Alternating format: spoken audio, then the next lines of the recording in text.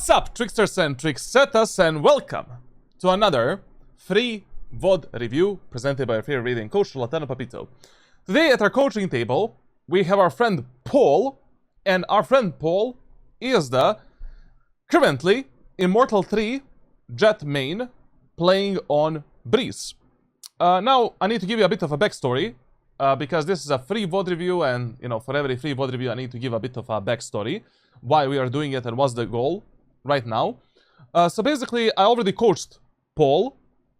He bought my ultimate Radiant coaching program a few weeks or month. I think it was like a month and a half, 2 months ago, something like that. And this is the second checkup for our friend Paul. He reached his peak rank during this act, which is, as I already mentioned, like, Immortal 3 240 rank rating. And what is the main goal of this VOD review? We just want to see what Paul can do better on Breeze, what type of a training Paul should continue doing, or how he should adapt his training moving forward, and also if the aim training routine is actually having some impact on his gameplay, and what he can do better overall. So yeah, that's pretty much it. Like, that's the backstory. That is the reason why Paul is not with us today, because I'm gonna have an in-depth talk with Paul after this VOD review, through privately. So the VOD is a game where I do play above average, but it's close and a lot of situations where I have to make decisions, so I thought it was good. Also on Breeze, a new map we haven't covered can send a worse performance if the game is too good of a performance. I already checked the VOD a bit. It is okay. Overall happy with my improvement. Impact on games needs to working as well as mechanics, or maybe it's my decision still, I think. I have gotten a lot more happy with my Jett entries and playing the agents, so that's become less of an issue. I also don't op enough and maybe rifle too much. Don't think I'm far off Radiant, but overall happy, would like to hit Radiant X2X if possible. Just wanted to share my weekly Valorant schedule. Monday, 10 comp games and aim training. Tuesday, 10 comp games, self VOD review, aim training. Wednesday, 10 comp games, 1 pro VOD, aim training. Thursday, 10 comp games and aim training. Friday, 10 death matches, focus on practicing guns. I use Bandit, Op, Guardian, others as well. Aim training, trying entries with Jett in custom. Saturdays, 10 DM, same focus, pro VOD and aim training. Trying entries with Jett in custom. Sunday, 10 comp game. Wait, you want to tell me you're playing 70 competitive matches, 50 comp games in 7 days? Like, when did I tell you to do that, bro? I literally told you to focus on quality over quantity. So this is his main account. This is the alt account. Oh, by the way, Paul is from Sydney, from Australia, bro. I mean, he's playing on Sydney. I don't know exactly where he's in Australia, but yeah, OC, brother.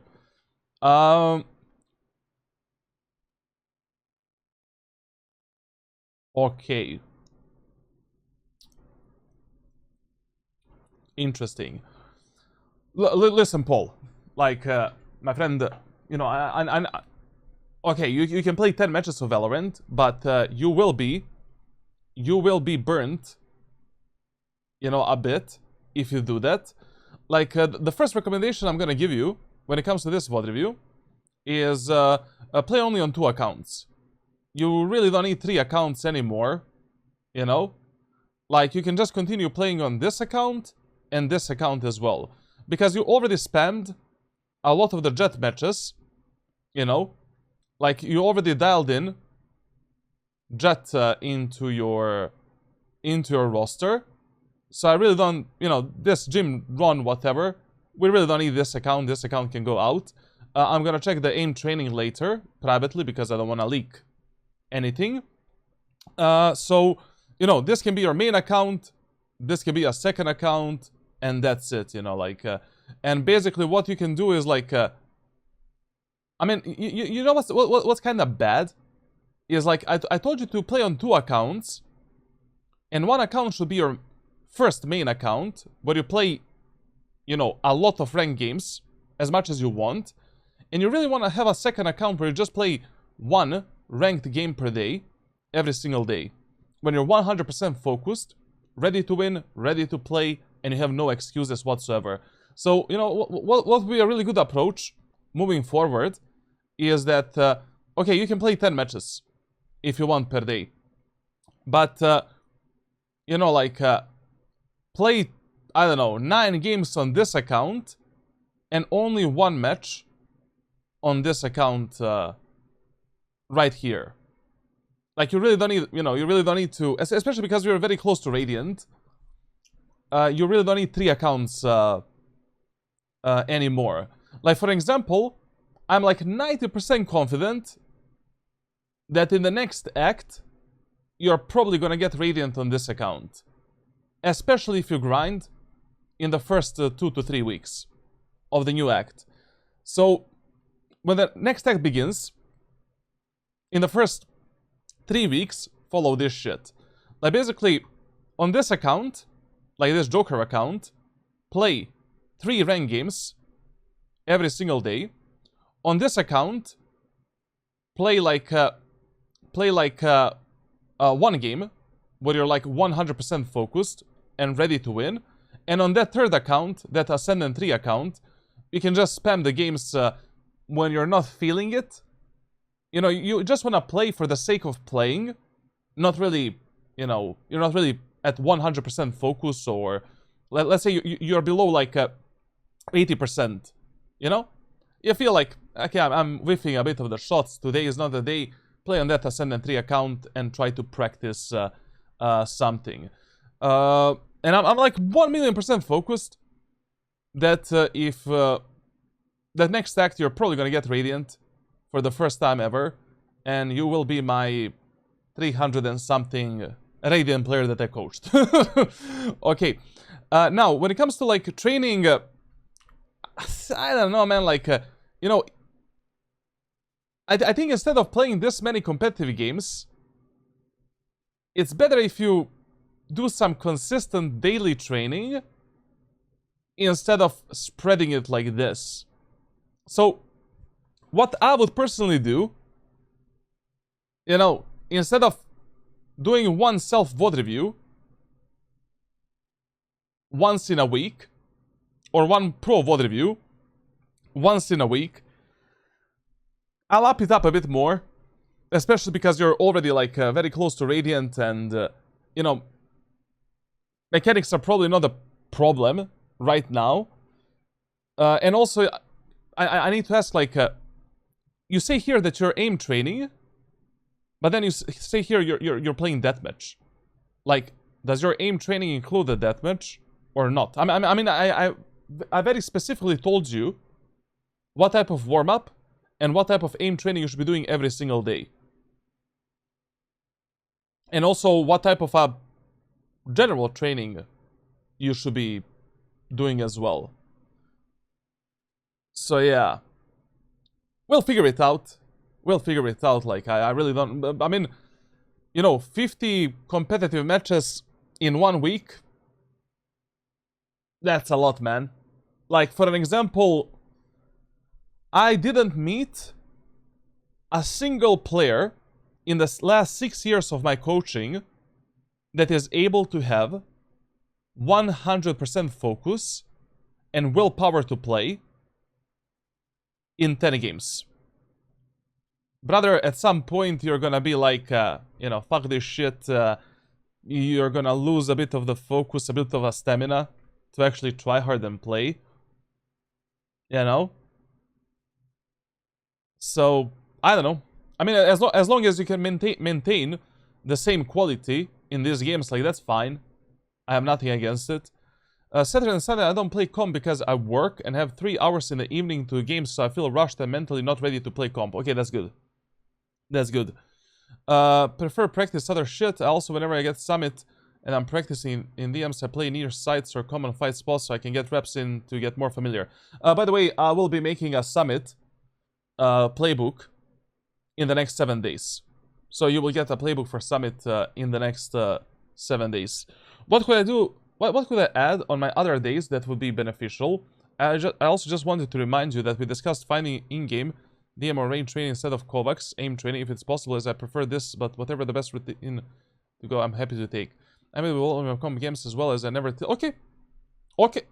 Actually, like, our friend Paul answered, yeah. I mean, like, if you can play 10 matches with at least 95% focus, I'm totally fine with that. Like, that's good shit. Fuck it. You know? So, listen, man. Like, after this VOD review, I will make some kind of an aim training for you. That's gonna be our task number 1. So, you will get a new aim training that you're gonna be doing for the next 1 month. Second thing is play only on 2 accounts. You really don't need, like, 3 accounts at this moment of time. Like, as I said, like, on your main account, if you have time to play 10 matches, play 9 matches on your main account, and play only 1 game on this second account when you feel ready to play and perform. Then we're gonna see how much of a VOD reviews, self-analysis, and stuff like that you should be doing. Like, we need to find some kind of a general training for you. Like, for the next 1 month. Like, what should be your main focus moving forward. And also, let's see what, you know, what's happening in your gameplay thus far. We're just gonna take a look at this tracker. Like, overall, you know, on your main account, still, team play is a bit of a problem. You know, you're still dying way too many times. Way too many times in your rank matches. Alone.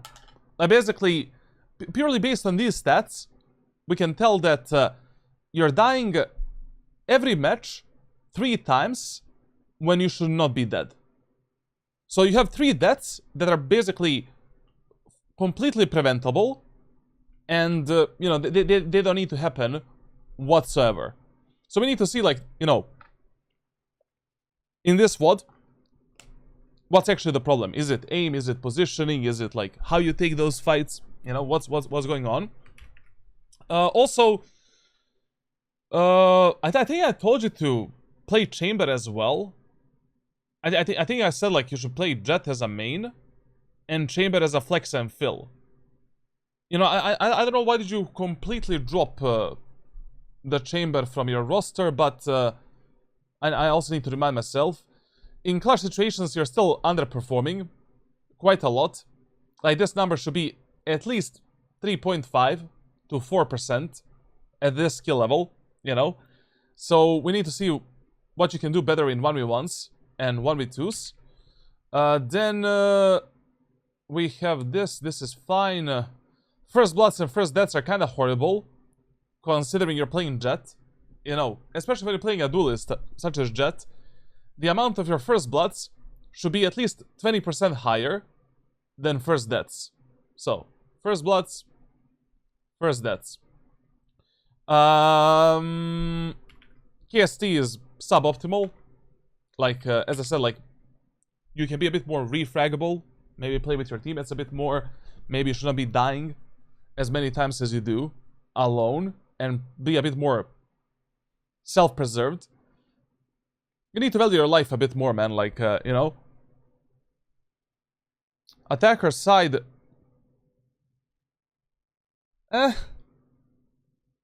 Okay. Defense is okay.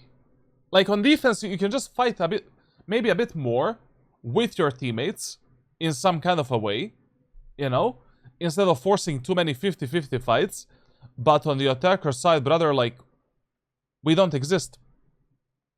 You have, like, 0.9 KD on the attack. So what's going on there? That's what we need to figure out through this VOD review. When it comes to the maps, okay, Lotus and Ascent are, you know, these 3 maps are really a big problem for us. Like, you need to find some better solutions to play Lotus, Ascent, and Split. Maybe on Lotus, you know, you can try playing Chamber instead of Jett. You know, you were a Chamber main before, so maybe that can be a solution if you really don't like playing Jett on this map. On Ascent, you're really underperforming. I mean, 0.91 KD with the Jett on Ascent, I can probably do something better, you know, to have at least 1 KD. And Split, like, I mean, Split is literally one of the best maps where you can play Jett. So you really need to find some better solutions for these 3 maps right here. And as you already mentioned, like, yes, like, you need to start picking up Operator more. The Operator is literally a free elo stick, man. You know, like basically, Op is a weapon that, especially when you're so high in rank, like, you just need to abuse. Like, there's just so many free kills that you're probably missing because of the Operator, because you're not using the Operator. And I'm like 90% confident if you implement more of an Operator in your gameplay, you will be getting more round wins on a defender side and way more kills. But what is really horrendous on your tracker right now, beside the fact that you're not using snipers whatsoever, pistol rounds are really bad. I mean, like, pistol rounds are the most important rounds that you play in Valorant. How you play pistol rounds and eco rounds in ranked solo queue is far more important than how you perform in full buy rounds. In full buy rounds, even a player without the hands can sometimes get a kill and win the round. But in pistol rounds and eco rounds, you need some better solutions. Like, I don't know what's happening here. Are you following the strategies and tactics? Is it the gunplay hygiene still? Do we suck maybe with a bandit or classic pistol? Like, is it positioning, thought process? Like, we're gonna see in the VOD review. But this and this is really a huge problem, man. Like, pistol rounds should basically be here. Like, pistol number 1, full by number 2, semi 3, eco 4 in ranked solo queue. And, brother, listen. You will never learn how to do something or how to play something unless you try doing it and unless you fail. Like, you don't know how to play op. So what? Pick it up. You have 3 accounts on 1 account. Just manage your whole economy around buying the Operator. On both attack and defense. Fuck it. Anyways, it's the 3rd account. You don't care about it. Practice. You know, practice in a practice range, in deathmatch as well. But you need to start picking up more. You know, you're playing Jett as a main agent. You're playing Chamber as some kind of a flex fill. Or at least you should. We need these weapons. You know? Also Stinger Judge as well. Like, your overall weapon versatility is really poor and really bad for an Immortal 3 player. Like, it is a lot easier grinding from Immortal 3 to Radiant when you have a very good weapon versatility, where you abuse the Odin, Shorty, Bulldog, Judge, Stinger, Outlaw, Marshal, Bandit, Operator, every weapon in the game, instead of just playing Phantom, Vandal, and Bandit in every single round. Also, if I was you, I would stop using Phantom. I would stop using Vandal. With a Phantom, you're playing much better than with a Vandal. And whenever you can already figure out, purely based on the tracker, with which weapon you're performing better, just play that weapon. You know? Like, you're getting 0.8 kills compared to 0.7 with a Vandal. Fuck it. You know, from now on, whenever you can choose which weapon you want to play, just play the Phantom. It just suits you better. You know, it's just better for you at this moment of time. But you should be practicing, of course, using both of these V-pawns. V-pawns, brother. Okay, we have Breeze. What the fuck is this shit right here? Can I even click on this? Am I gonna get scammed? Huh?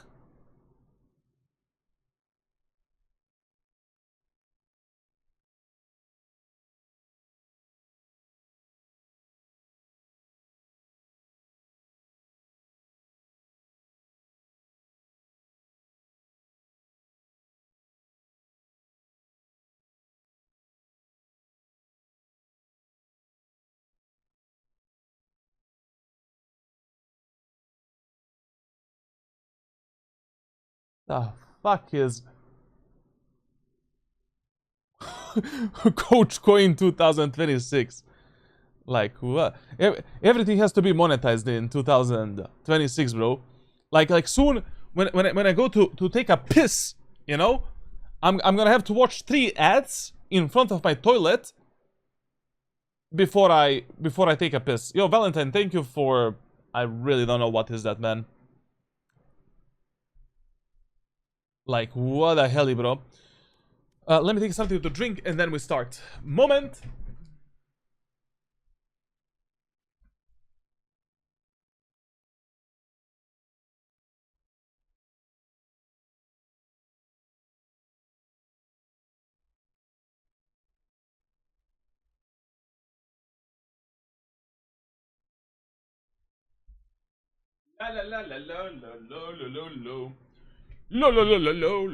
What's up, Shy Morgan? Welcome, man.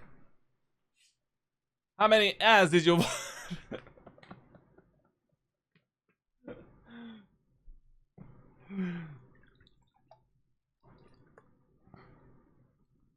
Valentine, just join my Discord, man. Like, everything is covered there. Just cryptic, welcome, man. Coach Coin 2026, bro.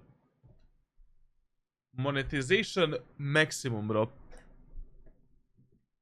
Okay, Breeze defender side. Let's get it.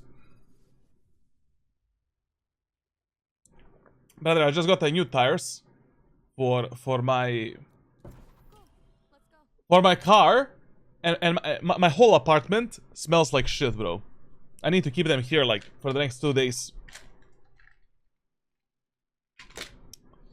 We can use them as a prop on a stream. Like, whenever I rage in game, I can just take a hammer and, you know, think about it. Guys, not G-Wagon? Yeah, G-Wagon, bro.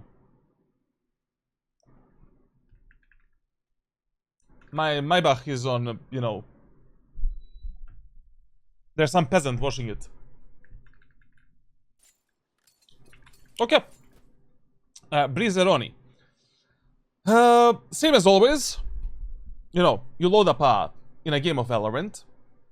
Before the game even starts, you need to have some kind of an idea how you want to play that map, what you want to do on that map, and what you should do with your team comp against the enemy team comp, what to expect from the enemies. So, when it comes to the Breeze, your default side, number 1 priority, B side. Number 2 priority, A side. On defender side, you should play Breeze as a slow rotation map, meaning that from the round number 5, your rotations need to be meaningful. They need to be based on some kind of an information that you got from the previous rounds. So, if enemies like to lurk, flank, play alone, rotate, fake, your rotations need to be meaningful. You cannot rotate on the first contact between your team and the enemy team, but in the first 4 rounds, on every single map in Valorant, you should be doing fast rotations on the first contact between your team and the enemy team, because we have absolutely no idea with what type of gorillas we're playing at that moment of time. Now, on Breeze, whenever you're playing an eco round, you should be gambling a bit more towards the right part of the map. Whenever enemies are playing an eco Halberd round, you should be gambling towards the left part of the map. Also on Breeze,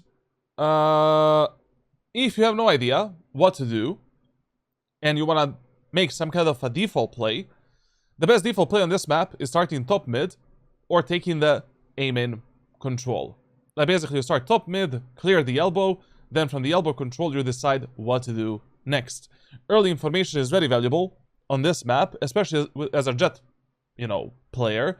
You should be playing a bit more semi-aggressively, and taking the contacts in A-man, B-man, mid, and especially in the elbow area of the map. Now, the best first round strategy for Breeze is the following. You tell one of your teammates that is playing on the B side, hey man, can you push elbow together with me? You buy a bandit, you buy a smoke. As soon as the round starts, you start walking out towards the elbow, jiggle peek this angle, and start walking down. Your teammate should be following you up, and we're doing a double flank, double lurk, double push into the enemies. You should be the first contact with a dash ability, trying to get a pick if the enemies are here. Once you finish your fight, your teammate can completely bait you, or you can bait the shit out of your teammate. It doesn't matter if the first guy dies. Chances that enemies are gonna expect a second player is below 10% in ranked solo queue. It is totally fine to leave the B side completely open, just for the sake of surprising the enemies with this type of a strategy. If, you know, like, most of your teammates are focused onto the A site and the doors area of the map. Now, when it comes to, like, if your teammates don't want to listen to you, do it alone. You know, just go for an early aggression. Try to get a pick here. You have a dash ability, like, no matter in what type of scenario you end up, you can just dash away, reset yourself, and live a happy life. And the reason why we play B-site in the first round is because B-site is much harder for the retake rather than A-site. And the reason why you should not play it passively is because you really don't want to waste your fucking time in the first round just camping and waiting for the enemies to push a site. Get the information. The map is still fucking huge, very big. We need fast rotations. We need to get early info. When it comes to the team comps, pretty much a standard shit in ranked solo queue. Like when you're playing against double controller setup on a defender side, expect a lot of fakes. You know, like they're probably gonna do a lot of fakes with the Viper wall. You know, Viper will try to take the space with her wall as well. So, you know, don't immediately bite the fakes, you know, like, be certain before you decide to rotate. One really good thing that works in our favor in this match is enemies don't have a single flash ability. Enemies don't have a single recon agent. You see this type of a team comp as a Jett player, as any player on a defender side, we are getting that operator in the first 4 to 5 rounds maximum. And we just win, you know, we just make an early numbers advantage every fucking round. When it comes to your team comp, it is also absolutely dog shit. I'm not gonna lie. Like, we have Harbor in our team and Viper, which is even worse than Viper and Clove. So, on a defender side, because we don't have a proper sentinel, you will have to observe the minimap a lot. Like, you need to ask yourself at every single moment of time where the enemies can be. Can someone, you know, could have some enemy, like, went through B-main area of the map, taken this space, like, you need to ask yourself a lot of questions during a round when you don't have a sentinel. So, in this first round, we should basically be playing the B side. And we should tell our Harbor or whoever the fuck is playing B to push the elbow together with us. Hello. Oh, we have a hand cam up there. Okay. Hey, couple.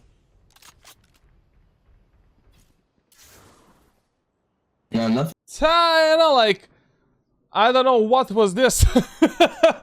Like, I don't know if Sova is Nostradamus or something, because he didn't really see anyone in the aim and area of the map. But listen, like, we're playing the first round on Breeze. Like, even if your teammates give you the info that, I don't know, enemies are going A, activate the dash ability and still clear this area of the map. Especially if enemies in their team composition have 2 controllers or 2 sentinels. We just don't know, man. Like, that information that Sova gave us is literally nothing burger type of info, man. Like my dude said, like, A, without using a dart, without using a drone, without seeing a single enemy. Hey, couple. Holy shit, our Viper wall is really bad. Like, I mean, this wall should be moved a bit more towards the right side, but okay. Left side? No, nothing is big. Okay. Okay, now we can definitely rotate and try to support our Harbor. Might be fake. I don't know, but they're like shift walking out here. Oh. Okay. Okay, so this is what I was excuse me, bro. This is what I was talking about. You know, like, in a match like this, you really need to pay attention to the minimap a lot. And you need to expect the flanks, lurks, and some solo plays from the enemies and fakes 24/7. You know, here, everything is silent. We have absolutely no idea where is the chamber, where is the clove. Like, the first thing you need to look at, you know, the first thing you need to ask yourself in this situation right now is where can this clove and chamber be? Like, and what should I do at this moment of time? So, since we have no info, they can literally be top mid, they can already be on the B site, they can already be in our spawn. We don't know. Because we have a numbers advantage, we're 3v2. Map control doesn't matter, right now. All that matters is that you simply stick to the butthole and anal cavity of your teammates and play a proper refray game together with them.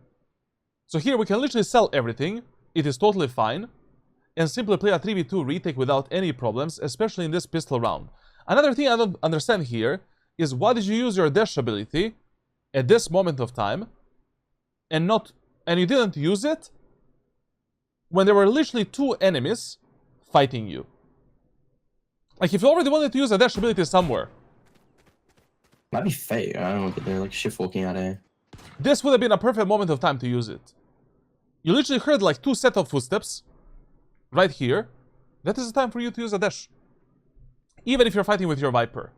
Because Viper can die at any moment of time. You know, enemies with a Sheriff Bandit, they just need 1 bullet to kill the Viper. Like, you want to have this safety when you're playing Jett. But then you finish these fights. Oh. Why do we use the dash ability now? There is nobody engaging us. We have 0 info. Right now we should just be pulling back towards the Viper so that we are not overexposed from the mid and from the top mid as well. Playing safe, waiting to see what our teammates are gonna do and what enemies are gonna do at this moment of time. Like right now, you can just be reactive. You really don't need to make any crazy game decision whatsoever. Oh. I don't know, I mean, if you hurt this guy somehow, then it's fine. Okay. But I don't know, I didn't hear that clove whatsoever, to be honest. Now, this is something that you never want to do with Jett when you have a dash ability activated, and we talked about this at least like 10 times, brother. Like, so, you get a fight with a Jett with a dash ability activated. That's how you fight. 1 bullet. Like, you're trying to hit 1 instant headshot, resetting yourself for a second fight, especially if a second fight can be a much better fight. Enemy clove needs to cross this area of the map towards B site. We have a Viper that is literally here at this moment of time. You go for 1 tap. Okay, you hit a, I don't know, body shot, shoulder shot, you missed a bullet, it doesn't matter. Now that clove needs to pass you and Viper towards the chamber that planted the spike on B. Viper gets a fight with a clove, you swing out from the closer angle, bam bam. That's it. Like, this is one of those 3 deaths that we saw in the tracker review. Like, this type of deaths cannot happen to you when you're playing Jett and when you have a numbers advantage. Like, it's okay. It's fine. You really don't need to win every single fight alone in Valorant. You already did you know, you already done your job. We made a numbers advantage. We are 3v2. We know that spike is getting planted on B site. It is totally fine if you reset here, fight with the Viper, kill this clove together with the Viper, and then we play 2v1 or 3v1 retake on the B site. But this is just overcommitment. Like, this is overcommitting to a fight that you don't need to take. And the main reason why you're playing like Chamber and Jett in ranked solo queue is because of this. Like, you want to avoid these type of scenarios. Okay, you see that fight is not going in your favor. You whiffed the first bullet, but you got the information about an enemy. You got the info that clove is exactly here on this position. Now I can come a bit closer, abuse the maximum peekers advantage, the maximum velocity to swing this guy, and get him out of the server. And I know exactly where to place my crosshair and how to peek this angle. Plus I can just fight with my teammate from behind. These type of deaths cannot be happening to you. And we lost. Like, this might be one of the problems why you lose these first pistol rounds. But also another problem is like your gunplay with the bandit is questionable. Like a lot of the shots that you hit during this sequence, you're not really timing your movement very well with your shots. And you know, like here for example, like this second shot did even if the Viper peeked you, it wouldn't do anything. You know, I don't know, they're like shift walking out here. Oh. Then here, like once again, you're shooting way too fast compared to how you're moving and where your crosshair is at that moment of time. Okay. You're just rushing your shots out. Here as well. On this range, you just need one bullet to kill this Clove. One bullet. Take your time, man. Like in Valorant, it's always better to be precise rather than fast. You had 3 chances to kill the Clove. If you just took one right chance, you know, one proper shot, this guy would be dead. You had over 2 seconds to finish this fight. Don't rush things out. They don't have. Just take. Okay, I can see that you really dived very deep into my playbooks on Discord, which is what I like to see a lot. Yeah, basically, like when you lose the first round, second round you always play on A site, on Breeze. Yeah, just play really like grubby little like corners and shit. They can't clear things really. Listen, like in this eco round, it's totally up to you to decide what you want to buy and how you want to play this round. Like, you have an enormous amount of options. Yeah, you can stay with a classic pistol and go for some triple shots and try to fuck up the enemies at the backside, or around this smoke and just play as a kamikaze. You can try fucking up the enemies with a shorty at the backside, baiting them with a classic pistol first. You can try getting a bandit. Amazing weapon overall, like for the eco rounds, especially on the defender side. You can maybe force up the Marshal as well. Map is a very long range map. You can get away with, you know, there's a lot of angles to abuse. Like for an example, like, you know, you can hold this angle, go for one body shot. Then with the dash ability, another body shot. Then enemies are moving out, another body shot. Like, abuse some tight angle. Like you can deal like, I don't know, 4, 5, 6 body shots before the enemies come out, deal 500 damage onto the enemies, and your teammates can use that damage to finish off the enemies later, or you can use it to finish off enemies later. I mean, if you hit the headshots, that's even better. Like it's a bonus. Like, but I'm just speaking a bit more realistically because enemies still have like interesting team comp. Here, what you decided to do is fine, whatever. It's like, quite, yeah. But listen, you know, if you have a teammate that is playing up front towards the choke point, that teammate can never be the first contact with the enemies. And no matter which map you're playing, like, that teammate is always the second contact. We need to be destroying utility for that teammate. We need to be baiting the enemies for that teammate. As a bare minimum, we should be jump spotting the aim and area of the map right now to get information whether or not enemies are even going through the aim and area of the map, so that that teammate and we are ready to fight the enemies. Also, you know, if you're Neon, want to play this passively on this angle right here, and you have no idea what to do, jump to this angle, get a deep info into the aim and area of the map to see if the enemies are there. Then you can pull yourself back, you know, bait for that teammate a bit, create some proxy crossfire, and that's it. If I put orb in mid, I think I'm just gonna hide. Good name, man. Like here we really baited the shit out of that Neon.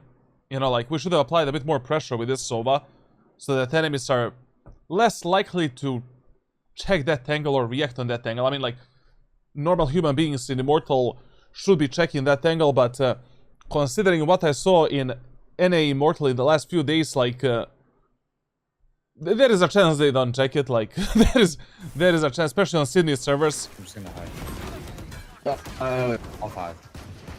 Listen,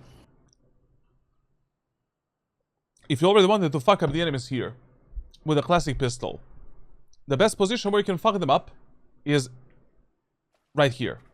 This fight.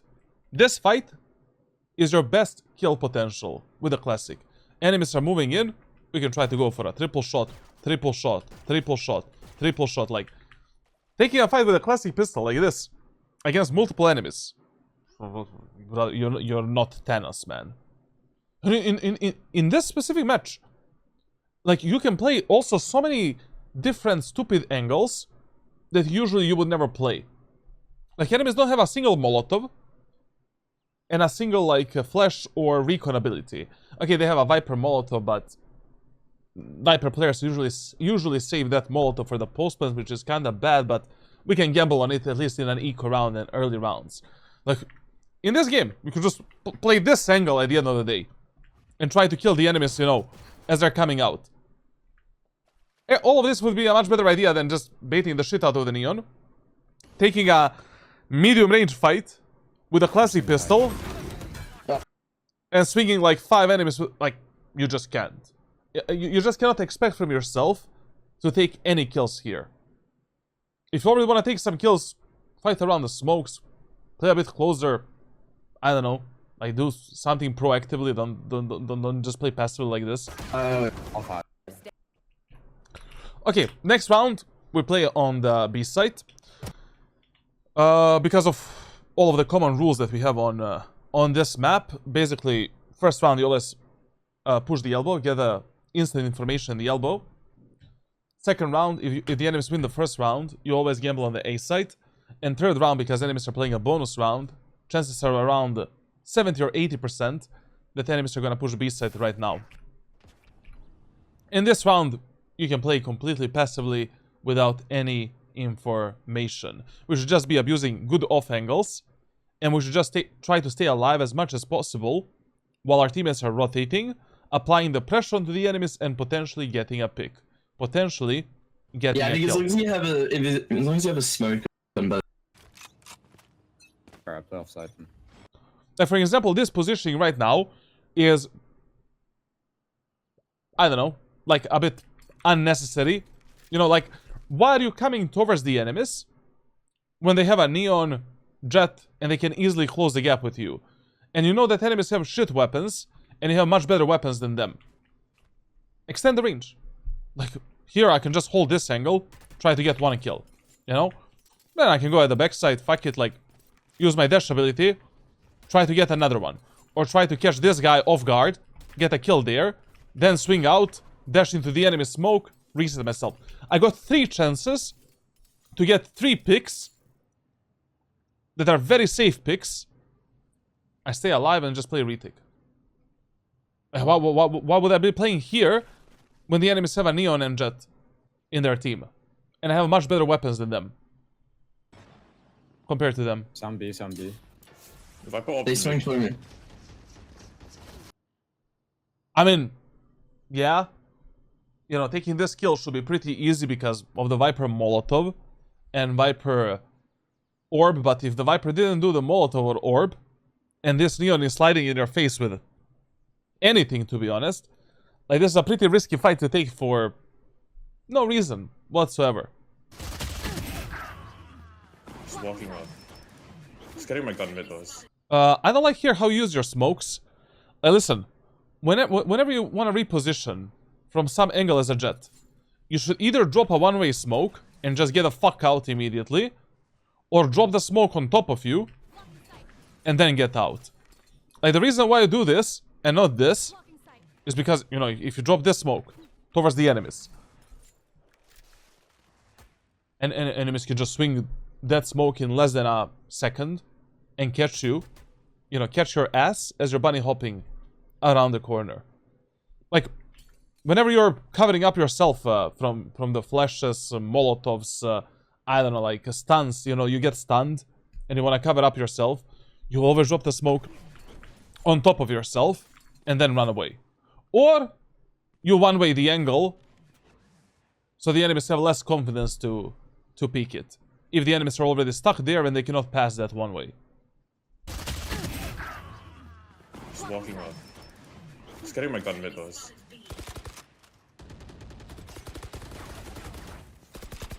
Listen, like, right now, considering that enemies didn't even get into the bomb site, and we killed 2 enemies, we can just play it passively. You know, whatever our Viper wanna do is what we should do as well.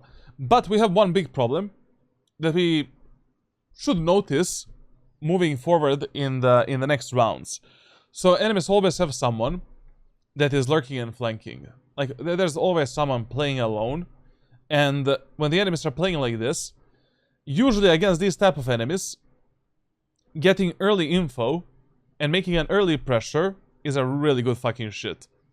So in this match, you know, one of the best things that we can be doing moving forward is fighting for that elbow control and elbow info, and fighting for the full aim and control, and just pushing the enemies completely back, and that's it. Also, in this round, we need to be aware that elbow is completely open.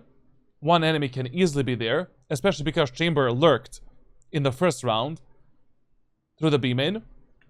And right now, while our Viper is focusing on B main, we should be focusing towards the top mid. He's running. Like, whenever you're fighting with your teammates, like, the main thing you want to ask yourself is, like, which angles this teammate is not covering that I should be covering, and what is the most efficient way for me to position with this teammate so that I'm able to hold the angles, but in the same time take the fights with him on every single angle where he wanna fight. So, if Viper is holding, you know, B-main here and doing this, best gamble for you is just playing close to the Viper and holding top mid. Viper takes a fight in the B main, you can swing out, take that fight, while still covering the top mid area. Yes, we're overexposed as fucking hell from top mid, but there ain't a better way to fight in this sequence. Back. You want a giveaway? You want a giveaway back to back?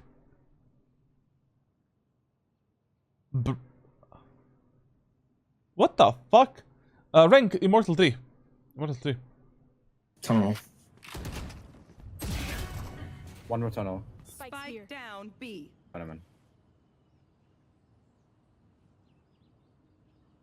No, I don't know if the Viper could go elbow now, but the Viper was rotating. Oh my, what? Swing. Viper could go elbow now, but Okay, listen.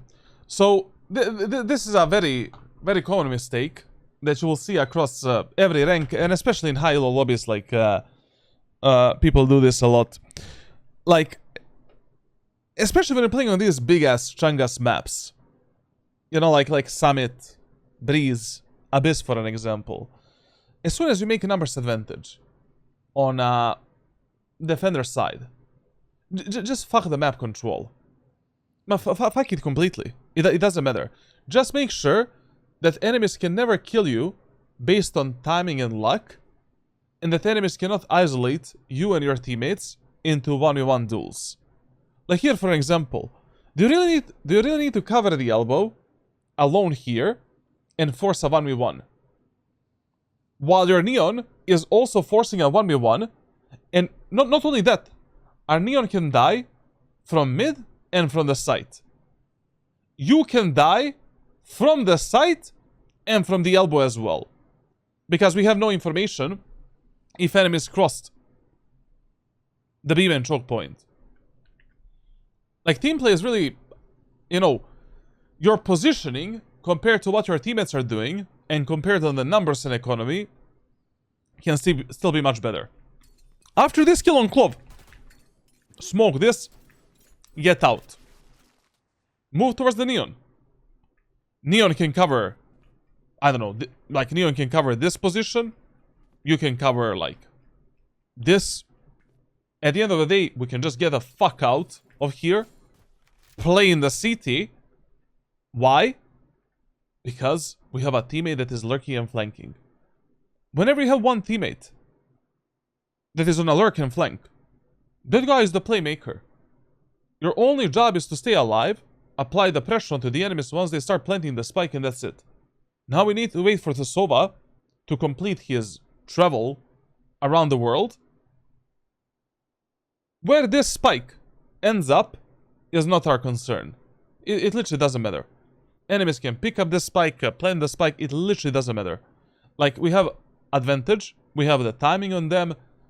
There's no way that enemies are going to expect that both of you guys are in the CT that fast. And we also have a Sova that is on a solo play and a solo flank and lurk. Like, this round in your head should be over as long as we play it together. But the Viper was rotating. Oh my, what? He just swing. Both 2 and B. Once again, here we should be activating your dash ability. Like, Jett, I need to tell you one funny thing. Like, a few weeks ago, I'm not gonna name the names. I was coaching Ascendant Jett main, and my guy reached Ascendant. So he is Ascendant for the last 6 months. 6 months, Harsek. And he's like, he know where is the enemy. He is in a 1v1, and he is not using a dash ability. And I asked him, like, why are you not using a dash ability? I don't want an enemy to hear my wind. And then like, you know, you ask yourself, like, he said that unironically, bro. And then you ask yourself, and you know, yeah, Elo hell, bro, Elo hell. Both inside. You should be activating a dash ability here. But as he have his gun out, then they'll hear the bullets if he shoots. One default. You know, he should stop breathing, bro. Like, you know, when when you're in a 1v1 against an enemy that is close, you stop breathing, man. Like, they can hear it. This play from your side was really bad. Listen, this walking towards the enemies, you fucked up here. Like, you fucked up here with this positioning. When you ended up in a 3v2, you should have played with a Neon and fought with a Neon. But then you redeemed yourself by making this type of a play. Yes, enemies have absolutely no idea where are you at this moment of time. They're completely unaware. But engaging 2 enemies that are on the bomb site from top of these boxes here is just a suicide. Like, if anyone is holding you here, you're just instantly dead. Like, it's really, really hard to win this fight. If you already have a dash ability, and you know that both of these enemies passed you, like both enemies are like, I don't know, maybe here, somewhere, activate the dash ability, and engage them from here. Then you have a chance to reset. The only spot from which enemies can peek you from the site is this up here. Pre-aim it. Then with the smokes, maybe you can outmaneuver the enemies, make them think that you reposition there, stay here, then bam, swing out, kill this guy. It's a lot easier for you to isolate 1v1 fights if you fight around some pillars than jumping up here. This fight is a fight that you almost never want to take on Breeze, to be honest. Like, even if you're 1v1, like, it's a very risky type of a peak. One default, one cover. Remaining. Player Oh. standing. What's up, brother? Yeah, a lot. Down. B. Default, one cover. Remaining. Last player Next side. standing. Okay, listen. Like, all 3 of these rounds that we lost, you could have done something better to win them. Like, in all, there was not a single round where you were like, you can be like, oh, my teammates fucked up, I lost this round because enemies are better, enemies are dog shit. And your teammates are not that good as well, but first round, Discipline 0, fighting alone, not using a dash ability to reset, not using your own teammates to fight together with them. You cannot be losing the first round like that. Second eco round, absolutely no plan, swinging into 5 enemies with a classic pistol. You're not John Wick, you don't have a plot armor, you're dead. Round number 3, playing way too close to the enemies, with better weapons. Early positioning, not that good. Positioning compared to your Viper was okay. Good refrag on the Viper. Then you sell your Neon. Generally speaking, you need to focus more on better team play. Like, playing around your teammates. You know? And being able to refrag those motherfuckers.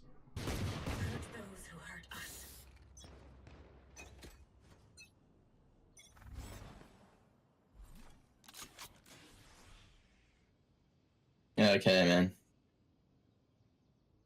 Listen, this round you should have obviously played on the A site. Why? As soon as you notice that enemies one round are going A, then B, then A, then B, like... It's an A-B motherfucking pattern. And I already mentioned, like... Whenever you're playing an eco round on a defender side of Breeze, chances that enemies are gonna go A is around 80%. In this round, chances that enemies are gonna go A is around 90%.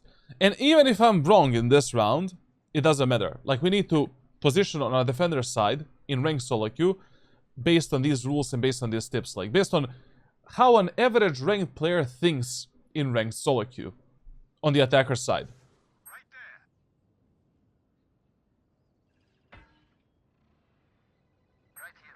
Just smoke there. Okay, we got the orb at least. We have ultimate next one. Viper could be mid still. Could be. Spike planted. Isn't Going for a double flank, double lurk, not bad. oh shit, I couldn't even see it.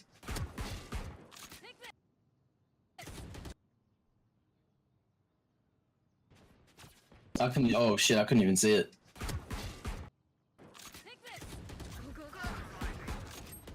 What is that? Nice molly, it's a good molly. Nice, one more.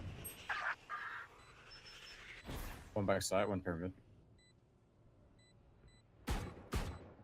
Last player standing. Okay. Listen.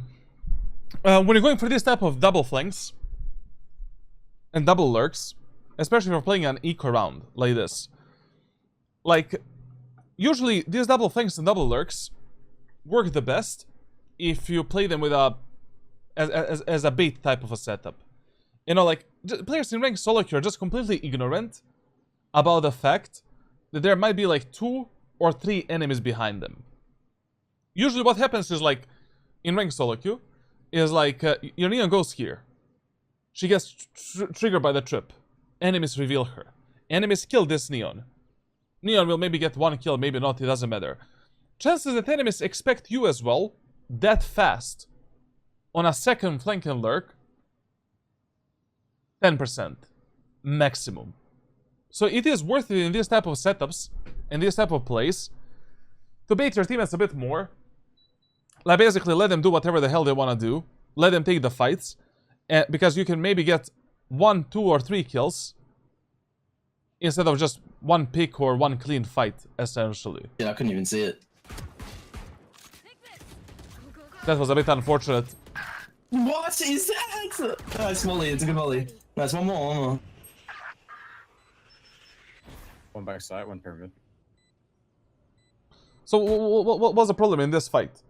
Well, once again, like, you're just rushing things out, and you're not taking your time to aim whatsoever.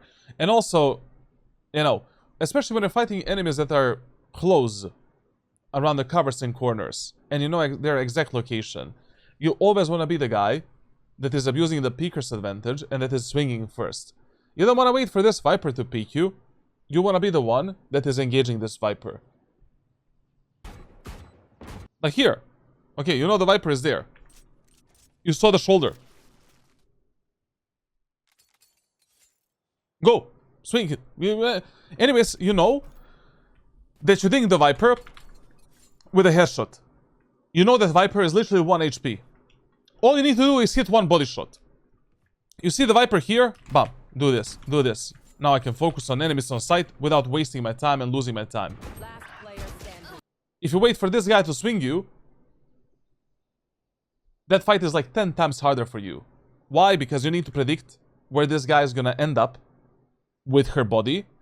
You need to track this guy. The guy also has a peeker's advantage over you. You know, he's probably gonna shoot a bit faster.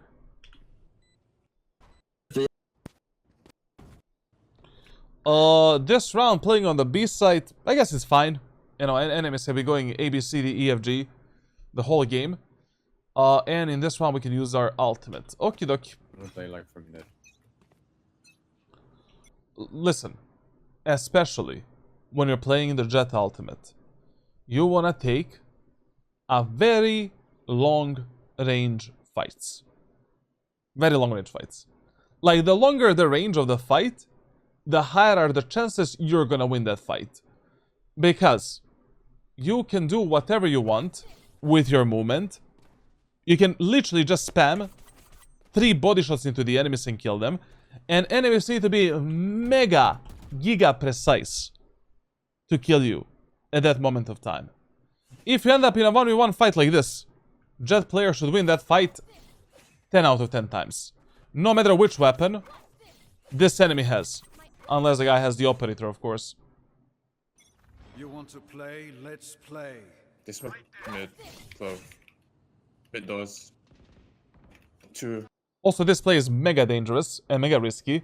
Like, you never want to push the B main area of the map alone. Like, without anyone covering the window for you. Like, you just don't know what's happening in this round. We don't know if someone is lurking, flanking. We don't know how many enemies are mid. You know? This is just an unnecessary risk for absolutely no reason. We'll watch the solar eclipse tonight. I think it's a bit too early. Yep, there. Nay. Nothing.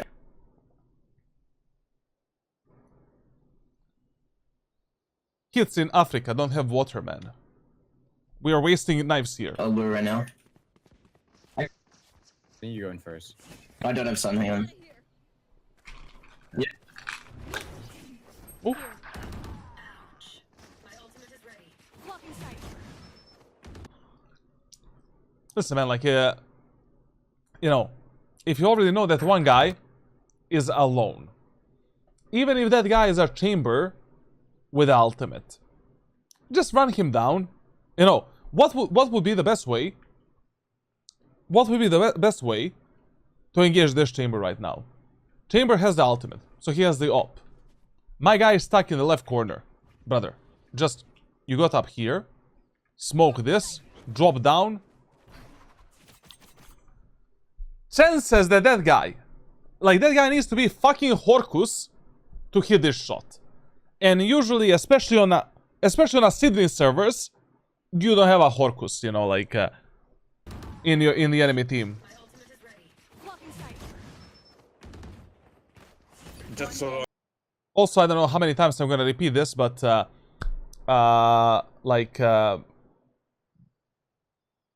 you run at the same speed with a knife out and with the ultimate out.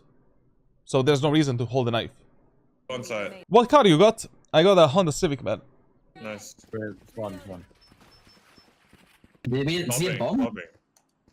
Alright, no. I love the car so much, man. Like I'm so sad to replace it. I've been driving it for the last 5 years. I didn't have a single problem with it, but I feel it is time. You know, I feel it is time to give it up and to go on to something better. Like, I need the SUV heavily, man. Like, I'm going through some... I swear to God. Like, every vacation, I'm driving through some jungle, bro. Through some ditches, through some, like, holes, pothole. Like, literally, every road in every country is fucked up, bro. Yeah, did you see a bomb? Yeah. Okay. Can we fall back? Just play from spawn. You can retake us 3. How's the Viper V4 Pro? I ordered it. It's okay. It's a good mouse. I liked it, actually. Top 5.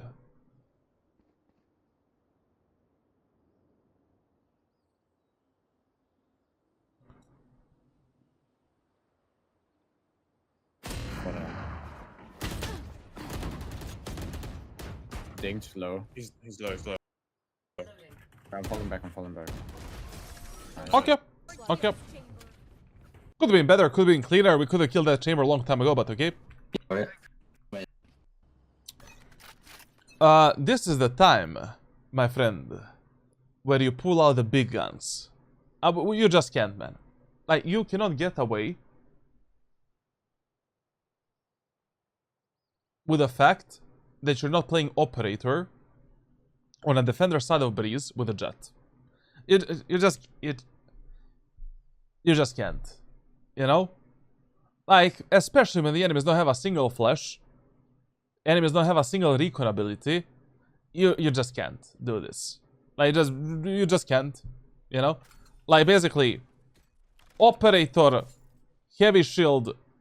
Right now, we're holding some kind of an off angle as a starting position. You can hold this, try to get a shot on timing. We can try to kill the enemies. Holding this angle, trying to get a kill into the B main. Holding this angle to kill a chamber, peeking the window, or this guy here, then dropping down, then repositioning with the dash ability, taking a... Everything is covered in the playbook. The whole positioning and repositioning process, but you can get away with this Vandal right here. I think B rush makes sense too. Viper just ult mid. Man with the rebound, thank you, man. That guy should have been dead a long time ago. Charlatan, don't give up on your car. My mom used her car for 15 plus years, till this year. Honda Civic. Yeah. 3, 2, 1. I don't know, you ran back. One mid doors. What rank are we reviewing today? Immortal 3. Nice pick. They're like But Sydney. trying to find How to get out of silver? default. On my Discord server you have like a tech channel called Important Guides. There I covered everything when it comes to ranking up in Valorant and then everything that you need to get at least Ascendant. Nice. Hold on. Yeah, wait, what? Okay, Both, wait, that's, That's both. are they running out? Yeah, downside. I've stunned. I'm molly. This is a bit of a waste when it comes to the Viper ultimate. Stunning default? Spike planted. Molly default. In the smoke. Spike planted. Molly default. Are we taking a piss at this point?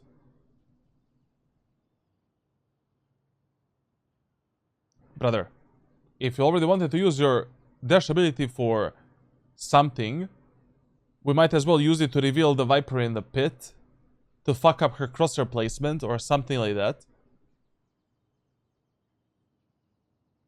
Like, you never use your dash ability to connect with your teammates faster. Like, times when this is a good dash ability usage is below 1%. Like, there's maybe 1 out of 100 scenarios where it is okay to use the dash ability like this. In the smoke. Yeah. Like, wouldn't it be better now that you have a dash ability fighting this Viper? Maybe you can dash in her face and fuck her up and surprise her. It's too many shit. Oh, Why would we that's- throw that? That was.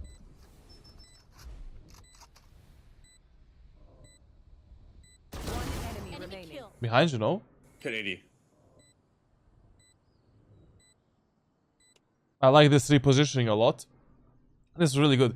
Like, what's very important in this 1v1s is that you believe in yourself and believe into the enemy's stupidity. Like, if I kill a Viper here, what is the most common thing that players will try to do? They will try to be big brains, they will try to keep their location a secret, they will play a bit passively. You know, like 9 out of 10 times. You kill this guy. Just gamble on this shit. Like, chances that Neon is gonna come through the left side. 9 out of 10. 90%. Like, the players in ranked solo, especially in these Immortal lobbies, they like to play things a bit slower. They try to overthink scenarios quite a lot. if you're just patient enough, you will get the easiest kill of your life. And easiest round win. No, it was the smoke. Okay, listen, like, the last 3 rounds you played on B set, but it was a good gamble, you know, like, just on Breeze, like, if you cannot read the enemies, and you cannot predict where they're gonna go and what they're gonna do, simply make your starting position top mid. Or generally the mid area of the map. So you can play faster rotations between A site and B site, or start fighting for an early information in elbow, and that's it.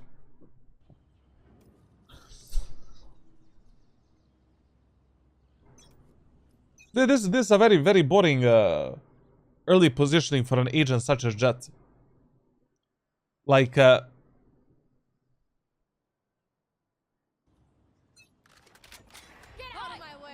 think I fucked up the one, man. you're way too close to the enemies. We're not abusing any off angle, nothing. Hey, rush. Yeah, If it was E or Apex service, the rounds would have ended in like 45 seconds. No, this is Apex, right? Like Sydney is instead of Apex in terms of the leaderboard. It's mainly Aussie players, like, I guess. Hey, Rush. Okay, I like the do I chamber know? looking B. Could be. They like to do that. 2 mid, chamber, Viper mid. Listen, one tip that I kinda disregarded until this moment of time. Whenever you're rotating on Breeze, try to make your rotations mainly through the mid area of the map, so that you can support your teammates a bit faster. Like, rotations through the spawn take enormous amount of time, like ginormous, and basically, like, you know, especially if you have a teammate running it down through mid, running down through mid with that teammate. You know, you have a Viper here that is bottom mid. Just go with a Mid, chamber, Viper. Viper mid. 2 mid. 80 Viper. Yeah, I'm running into Macca's. I don't know if they Good activazione of a dash ability. Very good.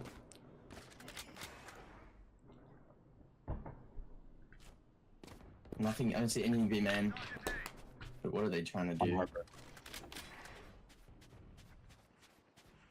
Yeah, it should be.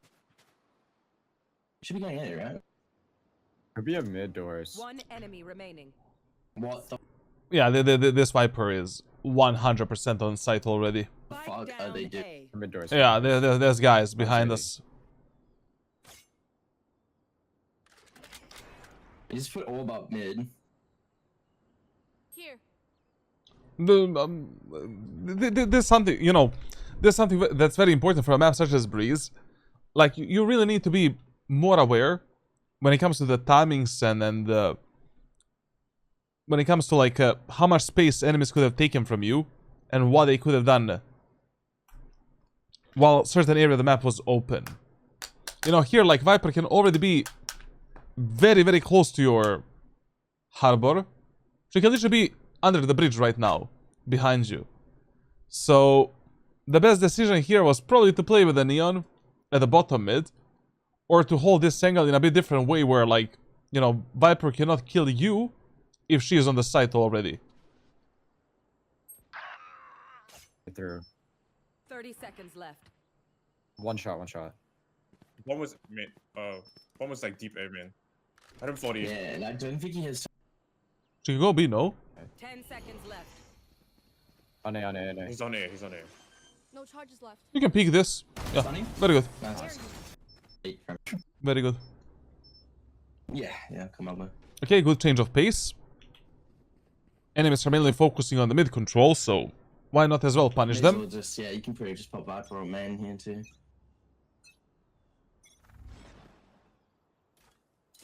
Viper or mid. One down. Okay. Viper or mid. One down. I push down. I think we just keep scaling. They just smoked there. They're coming in. No, idea here from your Neon is actually good. You know, if you can already crunch the enemies and fuck them up in the beam and area of the map, do it. You know, especially if you still have a dash ability activated. Now, like, when you're peeking the enemies in the elbow, if you want to be a bit faster, like, if you want to reach this position a bit faster compared to the enemies, like, this is what you need to do. Knife in the hands. Bam. Bam. Bam. Like, you're always 0.8 milliseconds faster than the fucking enemy. Like, 0.8 seconds, not milliseconds. If you do it that way. Like, but if you do this, you're literally reaching that position at the same time as an enemy that started walking here. Yeah, guys. Yeah, I'm speeding on. I'm rotating through spawn. If I try to play on the city servers, my ping teleports to my Jett chamber or Pyramid. Down A. Melbourne. No, he's on Yeah, side. I've got a good. Yeah, I've got a good timing. If you need, I think you're gonna kill him anyway. Yeah. Nice. Okay. Me, yeah. Yeah, I hit the. Also, listen, like, when you make this footstep right here, this footstep can be audible for the enemies, depending how fast they're starting in this position. If the enemies just start walking here, they can actually hear this footstep that you're making in top mid. So, you know, you cannot make this footstep if you wanna silently push the bottom mid or try to kill the enemies in the elbow and surprise them. I don't know. I mean, it's not that big of a surprise. Like, players should be expecting you doing that, but they're gonna be more aware. They could come back. Yeah. Never mind. What's 120? Wait, he's not even. Oh. Whenever you end up in a numbers disadvantage, every single opportunity that you get to isolate a 1v1 fight, take it. Go, send it. Spike planted. 120 Jett. Like here, chamber is in the elbow. Dash ability, run him down.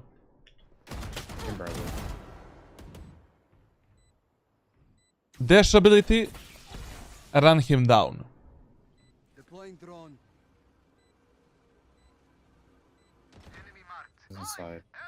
Actually, it was not chamber, it was someone else here, no? Who was it here? Spike planted. 120 Jett. It was chamber. Holy shit, he was really fast, bro. Like,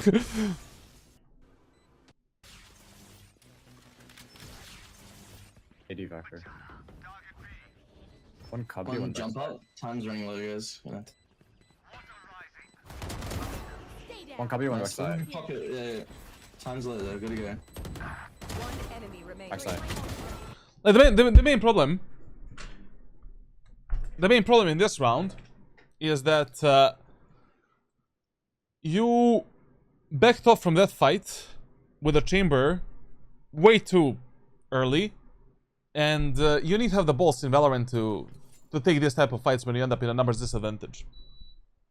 Like, basically, whenever your team ends up in a huge numbers disadvantage, especially when you're playing Jett and you have a dash ability available, take that fight. I always take it. Fuck it. Like, chamber is here, you hear him, dash ability, peek him, try to get a kill, force a fight. If you kill this chamber, we can go for a bit faster retake, plus we can open the elbow and the beam and area of the map for two of our teammates that are going to spawn. Should I buy River Karambit? You should not be buying skins in Valorant. That would be my answer. Nah. Man, Deploying drone. wait, he's not even. The- And I guess, like, you know, in this situation, it was totally fine, like, what he was doing right now. I mean, like, we literally have the whole Viper pit covering the beam and area of the map. Like, there's absolutely no reason for him to, you know, be focused on the beam and They so could come much. back. Yeah. Never mind. What's With the private today is 120? VOD? Wait, he's No. not even- oh. And also, you know, like, one thing that you really, should I buy it or not, I think there's many better skins than River Pyramid Man. I think you're gonna regret it. One thing that you really wanna avoid and pay attention on a map such as Breeze is overexposure, and you really suffer from that problem. Like, do you really want to take a fight like this where enemies can kill you from bottom mid, side, and elbow? And why would you isolate a duel with a guy on site when you can literally isolate a duel with a guy in elbow? Like, you're all when you're in the numbers disadvantage, like, that's the whole point. The whole point is to have like to isolate 1v1s in the most efficient way possible. One enemy remaining. Backside. Yeah, I'm At least they wasted a lot of utility. like hitting 120. I don't know how low it was. Wait, does it say how much? Of Mando, like to be honest, like I would also wait for the champions. You know, maybe the champion's knife is gonna be nice. Your ult did damn like how much your ult went up. But yeah, like one thing that's really criminal is like you not abusing operator in this game. Like, rather they literally have nothing to counter you. And listen, you know, yeah, like usually players in Valorant don't use their brain that often, and you can repeat the same play a lot of the times. But what I would advise you is if you did one play for 2 rounds in a row, and 2 rounds in a row enemies saw you doing that play, you need to switch it up. You know, like already this is already the 3rd time where you're pushing the bottom mid and trying to contest the enemies on mid and elbow. Change it. You know, like right now try to contest the enemies from the doors, maybe. I don't know, like try to take the aim and control with a Sova. And yes, chances that enemies go A here is pretty high still, because like that was their main focus on this defender side. Sunny main. You can reach it if you want. Ooh, no. Here you cannot play like a pussy. This is a very common situation in which you're gonna end up. Your teammate dies in the A main. You have one more teammate on the A side. There is a chance that enemies have one guy that is lurking through mid. You need to cross this area of the map to support your Harbor and help him out, because the rest of the team is really far away. And if Harbor dies, this round is over. I'm rotating. You had your fun. Nice. Stuart, can you play full retake? Like, that's good. Yeah. Spike planted. Also, like, this is a very dangerous position to play in when you have no information in B main, elbow, and bottom mid.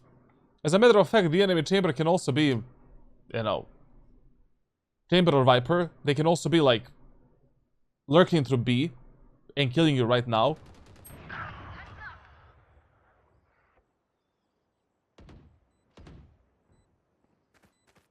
Bricks. Very good play from the playbook. Love it. But listen, when you open the doors there, like, you cannot start running here. Like, you know, enemies already know that, you know, two of your teammates are CT. The whole point of this opening door play is to make the enemies think that you're going for some kind of a flank and lurk, and that you're dumb enough to make a sound there. Main. Chamber main. 80. But the main problem of this round is, like, you wasted an enormous amount of time at the bottom mid here, man. Like, your Harbor was fighting for his life. He even got a kill on the enemy club. Like, you really took your time here to reconnect with your teammates and apply some pressure and start going out. In ranked solo queue, you really cannot gamble, you know, on your teammates that are defending the site. Like, you just never know if they're gonna be able to win these fights, if they're gonna be able to stay alive. Like, You need to speed up a bit. Nice. Stuart, can you play full? Chamber main. 80. And in this 2v4, you know, the best decision that you could have made is the one that you already made. And that is fighting the enemies at the backside. Basically, when you're in the numbers disadvantage, it is borderline impossible playing this A retake through this area of the map. When you don't have the backside control and aiming control. Like, literally impossible. You're in such a huge crossfire, like, you cannot be doing that. So going here and forcing this fight and this fight, the best decision, to be honest. Last player standing. Just what you could have maybe done is maybe use a smoke dash, you know, so that you get the info about the enemies and maybe surprise them a bit, but none of that would have mattered here. Let's go. Okay, very good. They've kind of been like. You should have noticed this like a few rounds ago, to be honest, that the enemies are more focused on mid and on the aim and area of the map. I mean, we talked about this during our original coaching. Like, you know, if none of the rules are working, like none of the common rules that we have in ranked solo queue, like just gamble on the enemy tendencies that they have during that match. If enemies every single round are making the pressure in A main, bottom mid, fuck it. Let's play around the mid, let's play around the A side, and let's fight for that control. I'm brute forcing it though. Viper ult mid. If I go mid, yeah. Turn bed here. Chamber window. Turn bed here.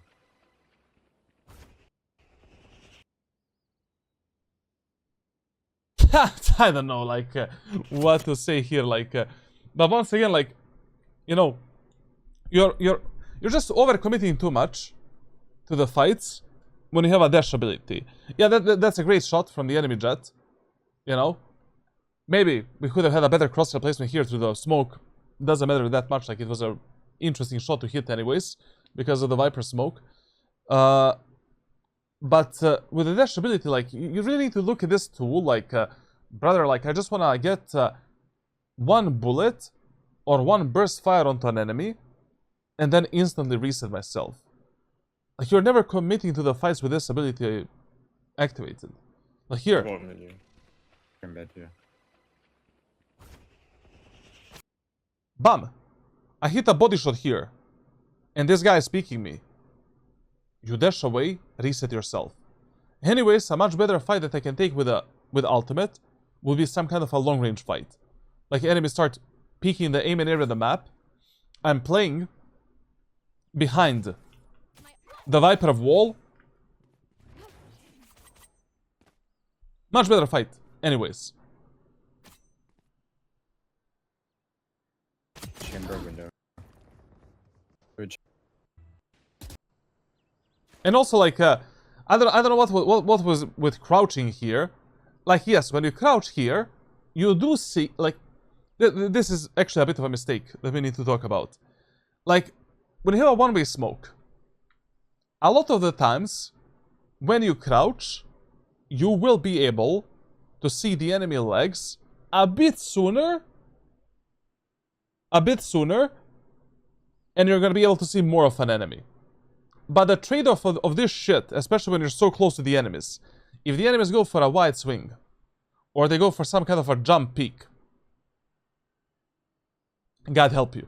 You're literally just a sitting duck, and if they have a decent crosshair placement, you should be dead in that type of fight.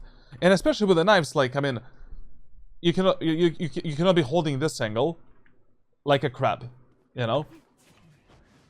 You need to be using a silent step mechanic, going in and out, observing this part of the smoke here.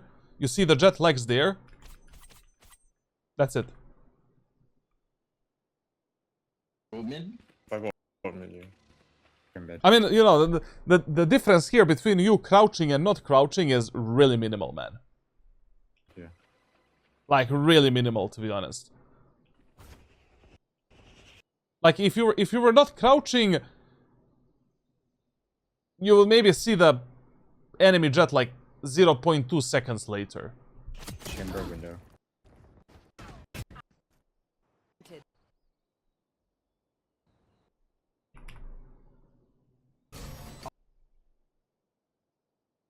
All there.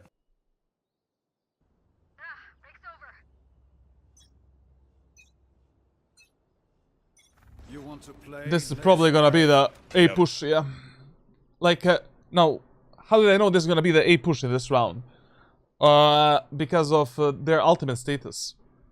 Like, the last time they had a Chamber and Neon ultimate, they pushed A set as well, so... That's something we can use to read the enemies on. You want to play? Let's play. On Things defense, fast. Yeah.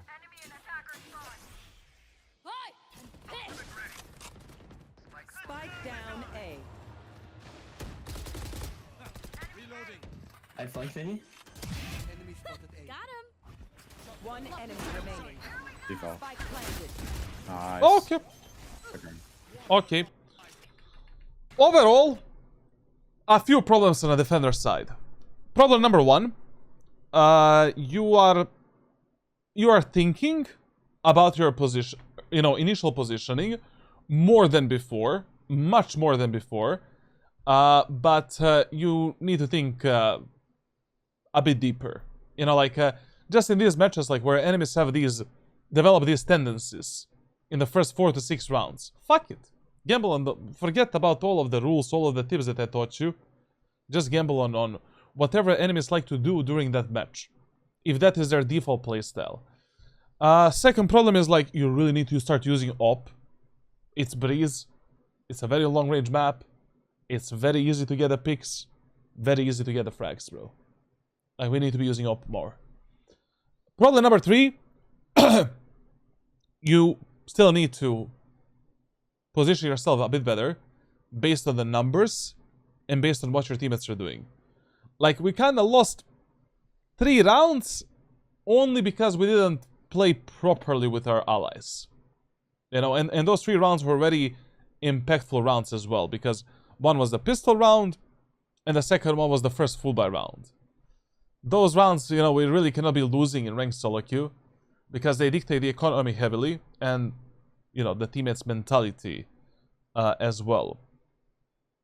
And when it comes to, like, angle holding and positioning in general, they can also be a bit better. Like, a lot of the times, you're not really abusing any off angles, any cheeky positions to surprise the enemies.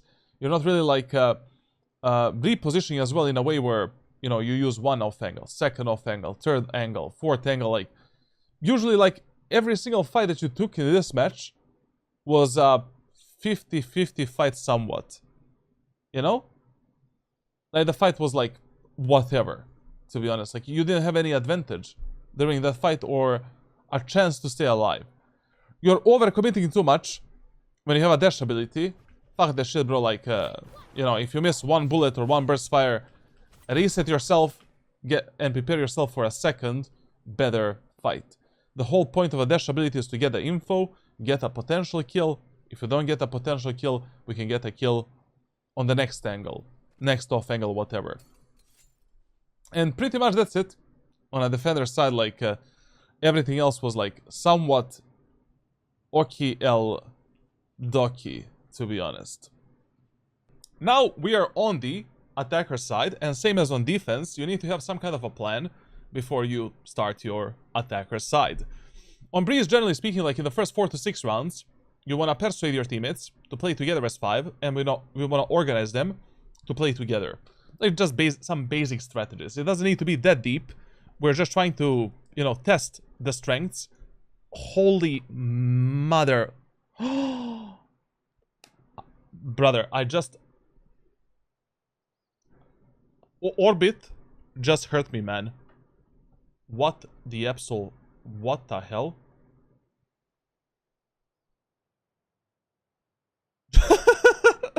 So, you want to persuade your teammates to play together as 5 and just do basic executes. Like 5-man B, 5-man A, split B, whatever. We want to stay away from defaulting early on and just measure the strengths between our team and enemy team and try to figure out, like, what is the best approach in the following rounds to do.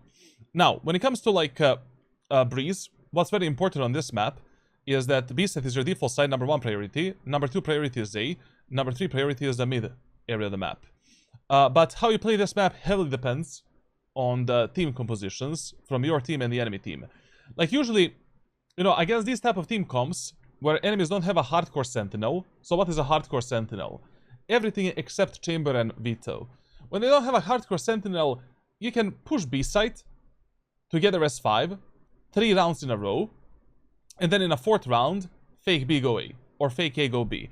Basically, you condition the enemies to be more focused onto the B site, to do faster rotations, and winning the round number 4 should be quite simple and quite easy in ranked solo queue. And God forbid if you somehow win all 3 rounds in a row, you know how ranked solo queue works. Viper, fuck your mother for not being able to defend the site, fuck you, fuck that, you know how it goes. Now, but the problem is like, you know, when you're playing against the Viper, Viper is somewhat of a sentinel on this map, you know, not really an agent against which you want to push the site. And usually on Breeze, like, Viper players are going to be playing B site most of the time. So against this enemy team comp, I would personally try to abuse A site more rather than B, because they really have nothing to stop us on A. You know, like, they don't have a single sentinel, a single flash, a single recon ability, no Sova, no nothing. So A executes should be a bit cleaner rather than B executes. But let's see how this is gonna play out. In the first round with Jett on Breeze, like Bandit and Smoke on both attackers and defender side is the absolutely best buy option. And your only job is taking the most important space and doing a basic default execute. So if you're going B in the first round, you just jiggle peek this corner, be ready for an instant peek from the enemy chamber or someone. Like, people like to peek this angle quite a lot. Hold it for a second, jump spot the elbow to see if any enemy is lurking up through here, apply the pressure there, jump spot this angle, and you just send it. In the first round, do a default execute towards the site. You're clearing this angle, this angle, this angle, this angle with a dash ability. Once you get into this position, you can start clearing the backside, engaging the enemies into the elbow, clearing this position, and then once you do that, your job is done. You can also scale up from this point, purely based on how your teammates are scaling up. Like, you don't need to pick this angle in the first millisecond after you dash in. It is totally fine if you delay your push a bit. Like, your only job as a Jett player is applying the positional pressure. Like, just the fact that you're here is enough for your teammates to start taking the space and for enemies to be, you know, a bit on the edge. Oh, yeah, true.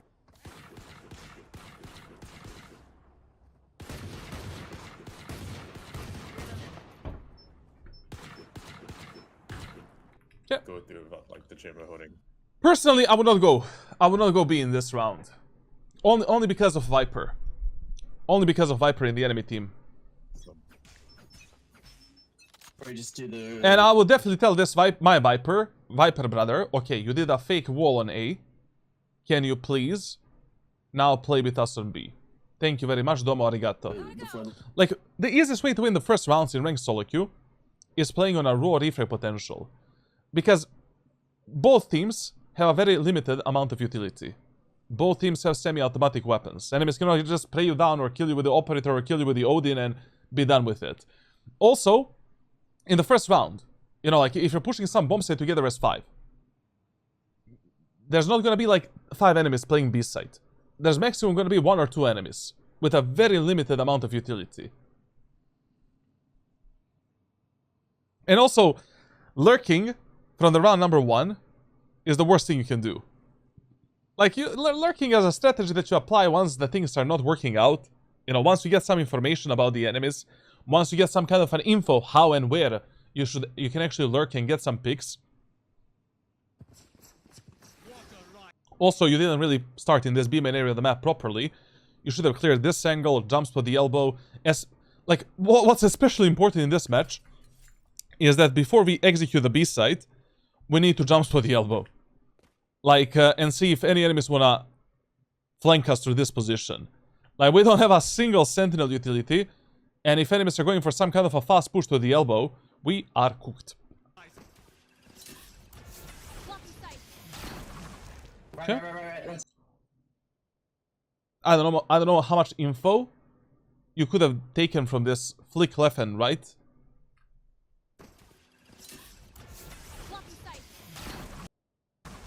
Right. That side. Hill. Like tunnels.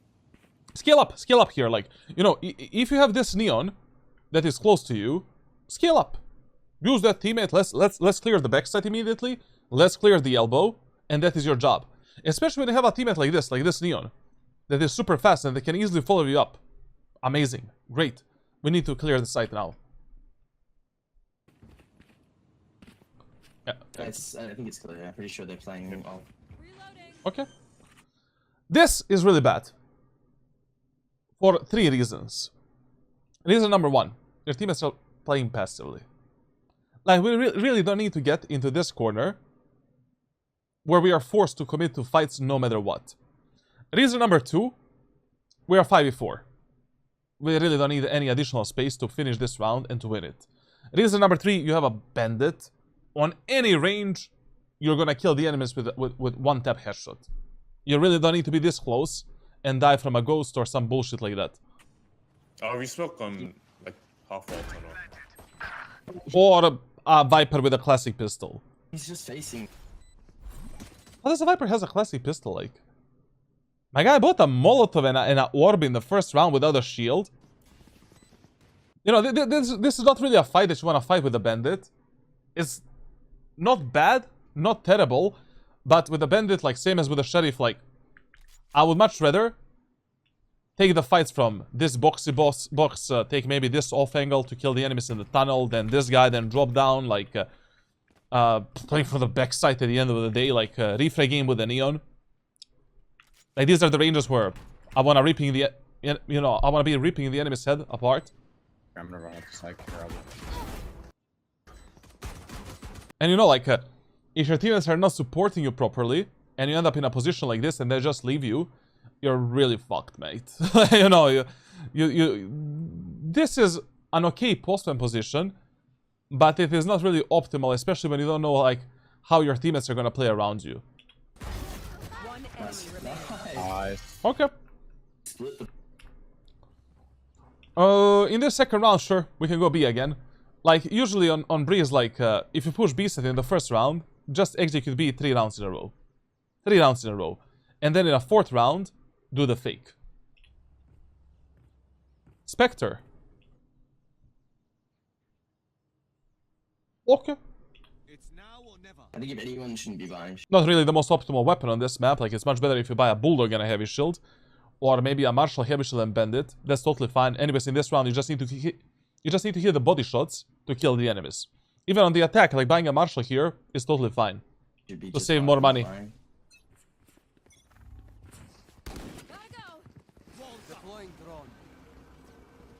I'm not gonna repeat myself anymore, but what's very important when you're going B is you should always be ready for this initial duel and jiggle peeking this angle and holding it for your teammates for the first like 2 seconds.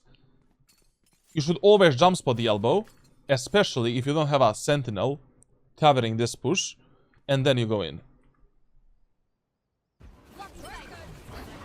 Yeah, that neon wall is so bad, man. Like in an undeco round, when you're playing neon, you really want to stay away from using these type of walls. This wall can really fuck us up.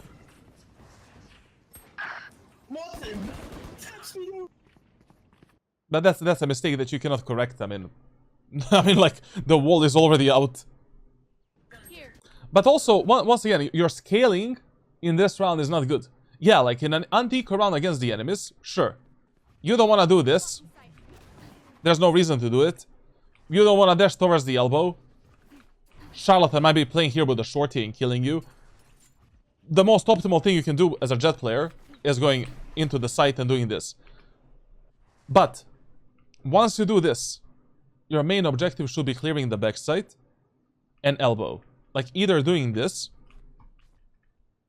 you know, or retreating back towards the elbow, clearing the elbow with your neon, one angle at a time, clearing this position, backside, that's it.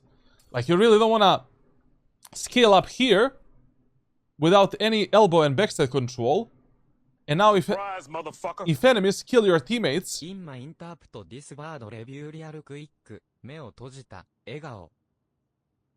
the enemies kill your teammates from the elbow, and you end up here, and enemy starts flooding the site, you're in a lot of trouble. Like, basically, you know, when you're playing Jett or any duelist whatsoever, you need to have some prioritization in mind as you're taking the space. On B side of Breeze, your number one priority should always be clearing this area of the map. Like, that should always be number one. On A side, this should always be number one. Not always, but like 90% of times. The other 10% of the times depend on economy, numbers, and your idea of how you want to fuck up the enemies based on the previous rounds. Yo, Zero1, thank you for Prime Sub, man. 27 months, bro.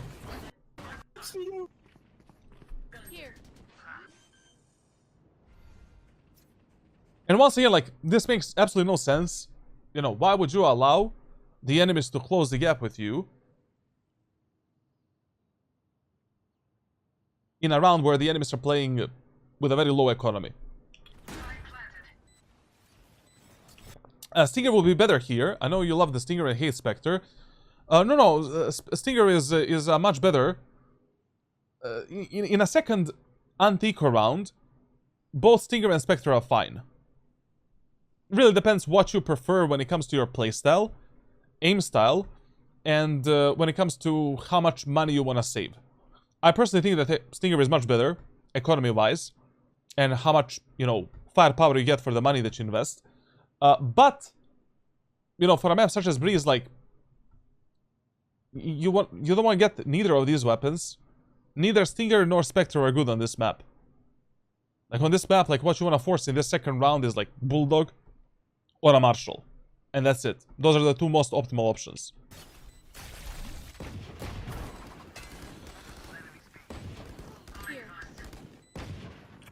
No one's flank. What half wall in this mode? This is very dangerous shit. Like, very, very dangerous game that you're playing, not gonna lie. Like, you could have easily played this postman once again from the backside with the bandit that you saved from the first round. And just... that's it, bro. Like... yeah. No one's flank. What half wall in this mode? Why not Outlaw? I mean, on the attacker side, forcing Outlaw, it's fine, but, you know, having an ability to quick scope, or like to just go for body shots with a Marshal, like this, it's better on the attack, when the enemies don't have shields. Yes, your chances of winning the third round with a Marshal and Bandit are really, you know, not that great, to be honest. But we're just saving money anyways for the round number 4, like.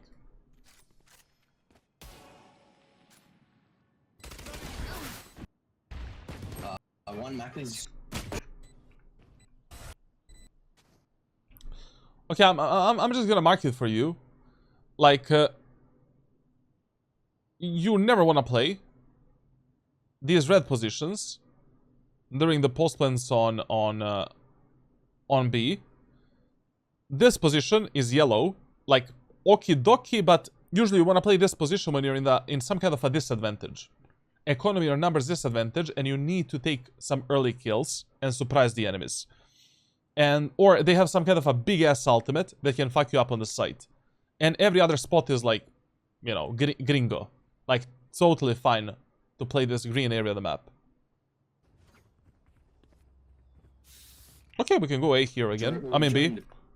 Did it first, right? Yeah, okay, yeah. Here, you maybe saved a bit too much money. How did you even get a Bulldog? Mr. Sova gave us a Bulldog. Okay. Want to do mid-split? We can do mid-split. I mean, listen, mate. Unless you want to get the Operator in the next round on the attacker side, which you don't want to do because we literally have no information how enemies are gonna be playing this defender side whatsoever. So far, we know that enemies are leaving the B side kinda open. They're playing away from the site, and usually it's either Neon or Viper. So, you know, we cannot pull the operator right now. You should buy a heavy shield here. Anyways, you know, even if you buy a heavy here with two smokes, you still have money for a Vandal, full utility, and heavy shield in the next round. I don't know why would you be saving like credits in this one so much. Yeah, I got you. He's not close. I think we just. Blocking sight.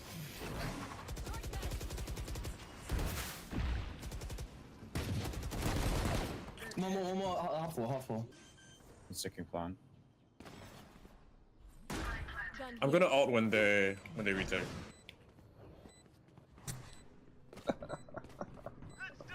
Well, now we're done.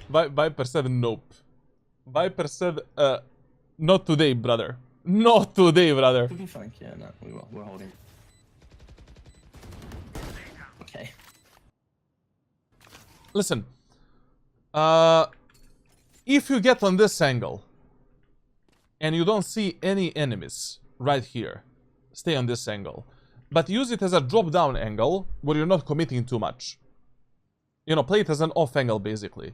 Like, just play it like this, towards the edge, and hold this position.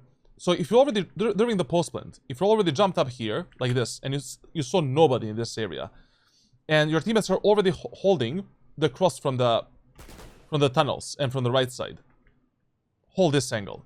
Because it's mega giga dangerous jumping up on this position as the enemies are scaling into the site. Because if just one enemy is holding you, you should be dead 10 out of 10 times. Get onto this position, and this is totally fine. You can hold this angle, go for one burst fire, reset yourself with a knife down, and then decide where you want to fight, how you want to fight. Yeah, so Silver's got the post plan. Yeah, so you guys are pretty safe. Okay, very good off angle. This is actually a really good off angle to play in the elbow. Shit. Viper was half full last scene. One enemy remaining. Nice. 80. Unnecessary fight. You know, Chamber actually saw you here. That's why the Clove was ready for this fight. To be honest, like, when your team has got these 2 kills, just go back. You know, keep your location a secret, because at the end of the day, we can just win this round based on the timer. One enemy remaining. Nice. 80. Yes, YM. Yes. We can go B or we can do A. I can So, in this round, it's very important that you give a proper comp to your teammates. So, the only reason... So, actually, there's multiple reasons. Reason number 1, why executing the site 3 rounds in a row is good, is because you apply enormous amount of physical and mental pressure in this area of the map. A lot. So no matter what is the outcome of these rounds, faking in the round number 4 is always the best option. Fake B, go A. Especially if you noticed in the first 3 rounds that enemies are making fast rotations. Now, second reason is, if you somehow win all 3 of these rounds, enemies go into a full mental disability mode. You know, like, you know how it goes in ranked solo queue. Like, you lose 3 rounds in a row the same side for your teammates. Immediately you are the problem. I mean, that teammate is a problem. And there's gonna be a lot of interesting words thrown around. So here, you won 3 rounds in a row on B. Do a fake, you know. Like, and how should the fake look like? Sova and Neon should fake the B site with a Harbor utility. And then Harbor, you and Viper should be walking through the A main on contact. just smoke the cross. You can save your wall for... Okay, listen. Whenever your teammates are going through mid, so literally it doesn't matter what's happening. Like, whether we are doing a 5-man push on A or with one guy on mid, or like your teammates want to split the A site, always do this type of a play before your teammates drop a smoke right here. Tell them to delay the smoke. Start right here, do this, clear top mid, make sure that nobody has a chance to go down, and then you can decide what you want to do. Do you want to play with your teammates on mid or with your teammates in A main? So, Okay. Also, it's a great strategy to get, you know, easy picks in mid and surprise the enemies.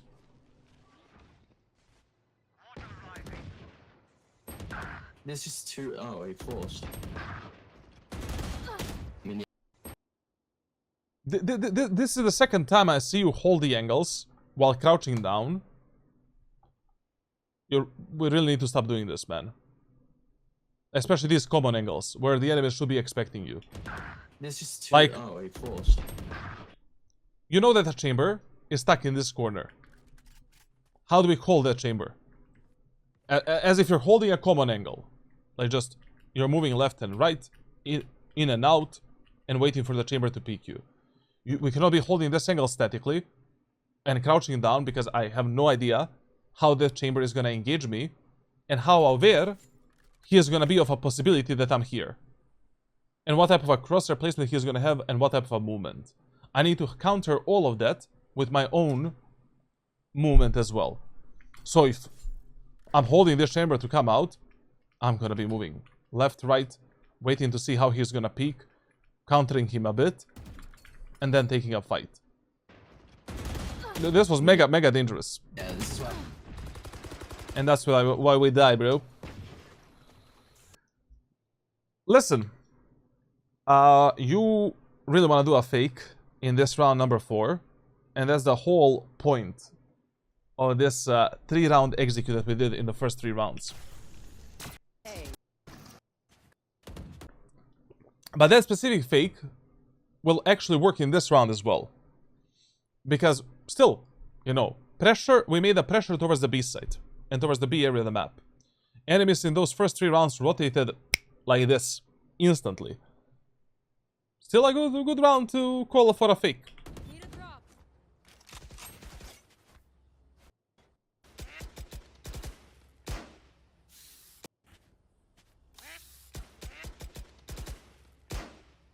What happened with the timer up here, bro? Like, did you see that? And also, what are these noises? Like, what is the sound I'm hearing, bro? It went from 7 to 6-7, bro. Look at this. Look at the timer.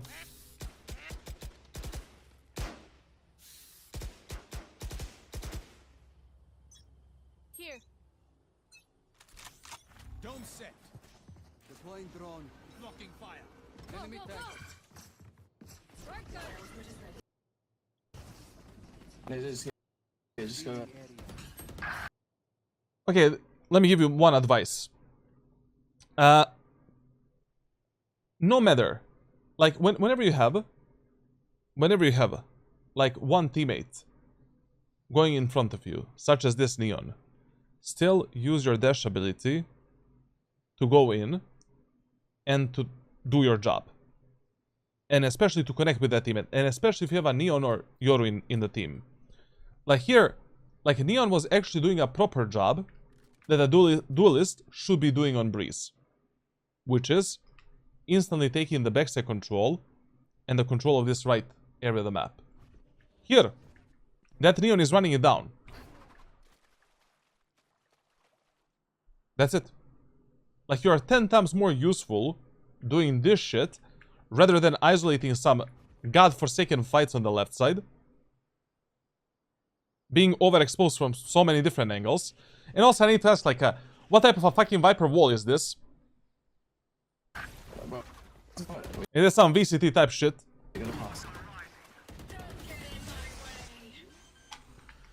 Only open. Fall down.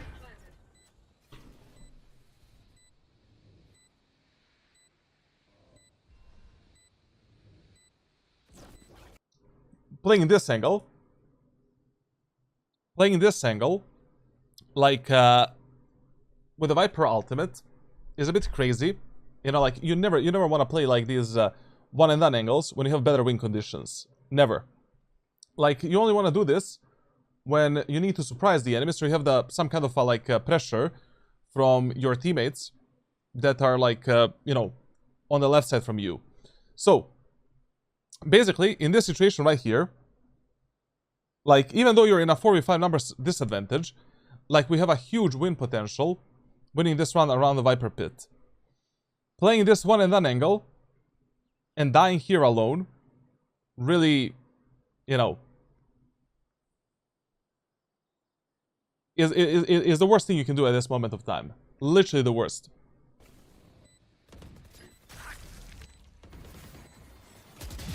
Hello. Nice. Neon's like orange. Okay, one rule that you always follow when you're playing Jett is that any agent in Valorant whatsoever, whenever you get a kill from one angle, instantly reposition. Like don't stay on that position ever. Like especially when you already make a numbers advantage and you already have some kind of a cover to reposition. Here, you get a kill on this club. Your job is done. You abuse this one and done angle to get a kill. We got a bit lucky with the timing. No problem. Amazing. Great. You did your job. Tap yourself on the shoulder. Get out. Hello. Nice. Neon's like orange. We're pushing out. Like forcing another 50-50 like this is just kind of stupid, especially with the numbers advantage. Even though this smoke right here, you know, and staying on this position can sometimes surprise the enemies, because most of the, you know, these Immortal 3 players would think that you use that smoke to escape. Every good player should have that type of a mentality where, like, he is hyper-focused on clearing all of these angles until he is, like, 100% certain that nobody is there. So, you know, this type of thing you can maybe do in some lower elo lobbies and, like, surprise the enemies, quote-unquote. But already, like, from Immortal 1 and stuff like that, it's just a much better decision if you already have a Viper pit that nobody gives a fuck about in this specific game. If you just go into the pit, take some good off angle and a good position in the pit to support your Viper, and play with your teammates. Yeah. 272.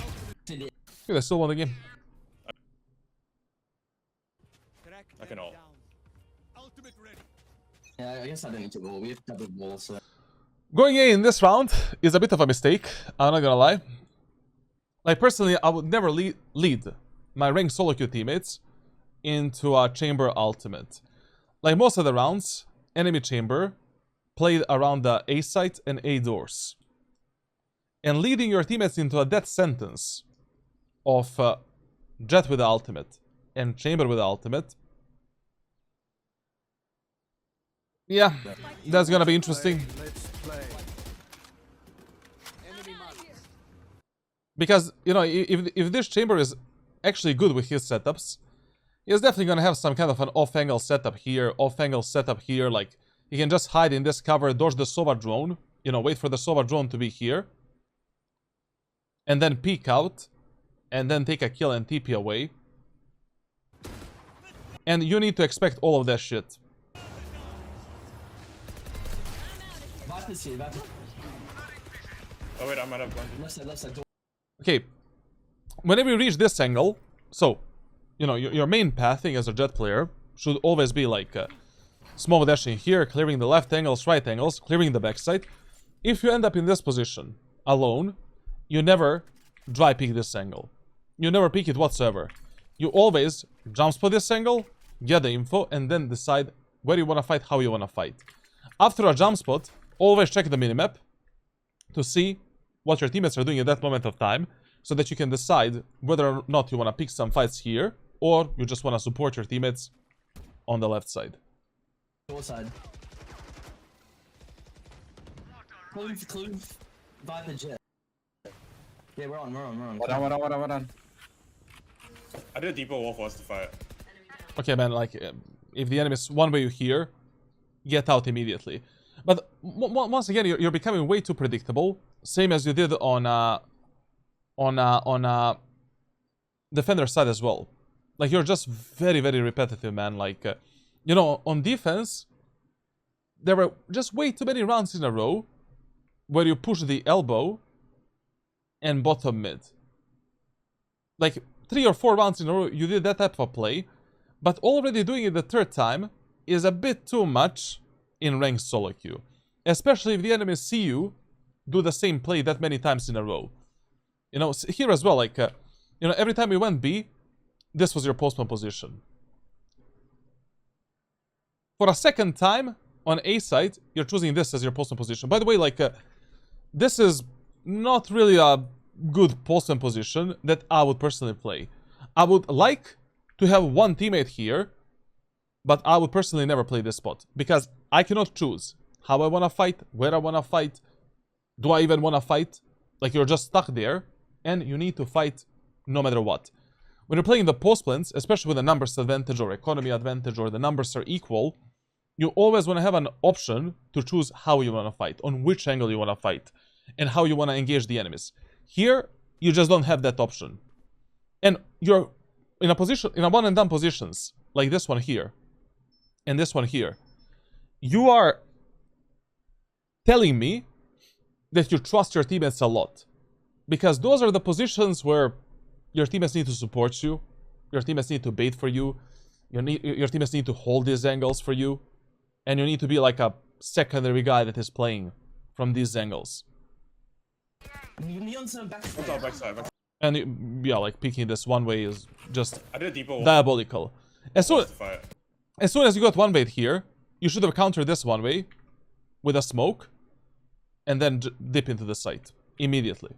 Like, there's no reason to die here. There's no reason to force any fights. Like, the thing about ranked solo queue is that players are just trying to do way too much. And that's why they're losing the rounds, and that's why they're dying. Like, your job in ranked solo queue is very simple. You create win conditions, and you play on these win conditions. But, if your teammates already create those win conditions for you, you don't need to create anything. Spike is planted. We have Sova arrows. We have the Viper Molotov. We have a 5v4 numbers advantage. We can play this on timer. We can play this on refrag potential. You don't need to do anything. You already done your job. We took the space. We took the site. We took the kills as a team. We just need to close out this round right now. Like, in this match specifically, we can actually see, you know, like, the stuff that I was talking about in your tracker review. Like, every single match, purely based on the tracker, you have like 3 or 4 solo deaths that are completely unnecessary. Like, where your teammates cannot refrag you in any way, you're not playing with your teammates, like you're making some kind of a mistake. And these are exactly those type of mistakes and those type of fights. Oh, wide.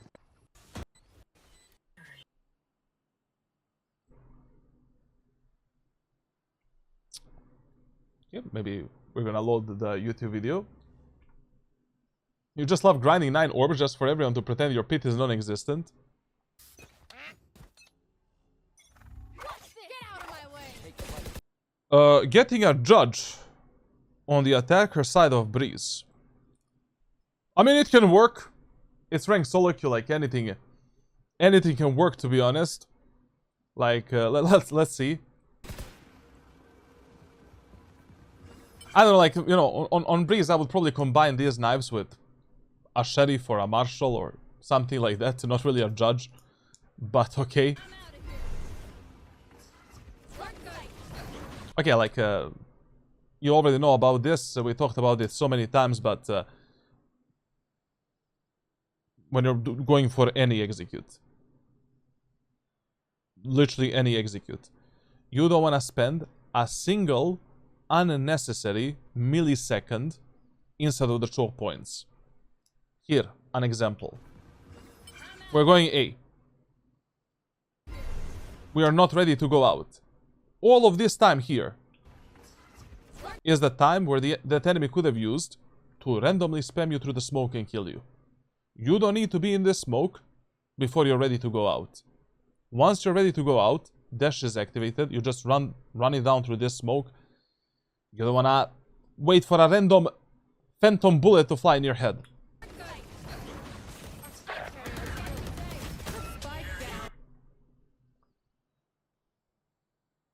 Okay, we're gonna make a deal here, moving forward. You only use the Jett right click when you are either low HP, like you have 10 HP, 20 HP, and enemies need to hit one body shot to kill you. Then it's fine.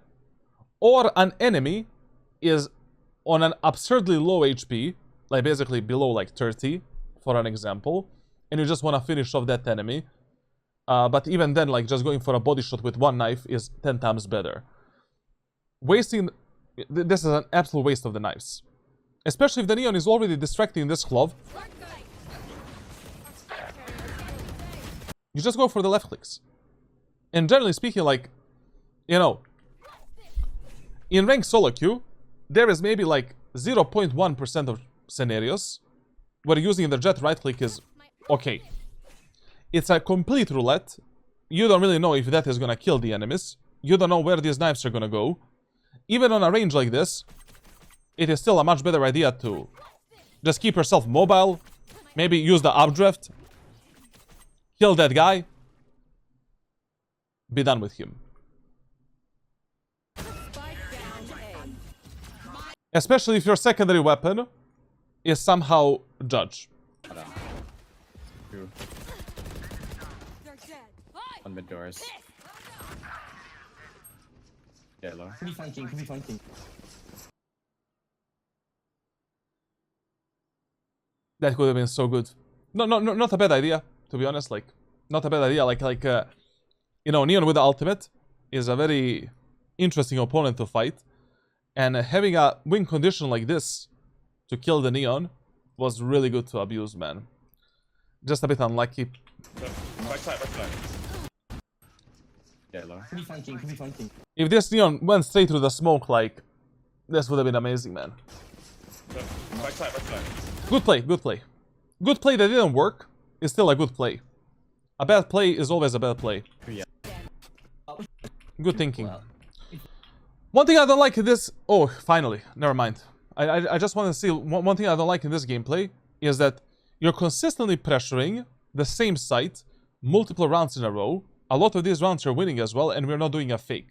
I mean, if you already noticed in ranked solo queue that enemies are, like, rotating like this, and you're already creating these patterns where you push the same site or same area of the map 3 rounds in a row, abuse that shit, bro. Like, send 2 teammates to fake one site, you and 3 other teammates push B, and that's it, bro. Like here, for an example, what we're doing right now is actually an amazing fake. And you should never be the guy that is faking, obviously, because you cannot trust your teammates with a spike. Like, what happens on the opposite part of the map is far more important. Yeah, we're faking. We're gonna... No, that's okay. We need the mid-hole for one really.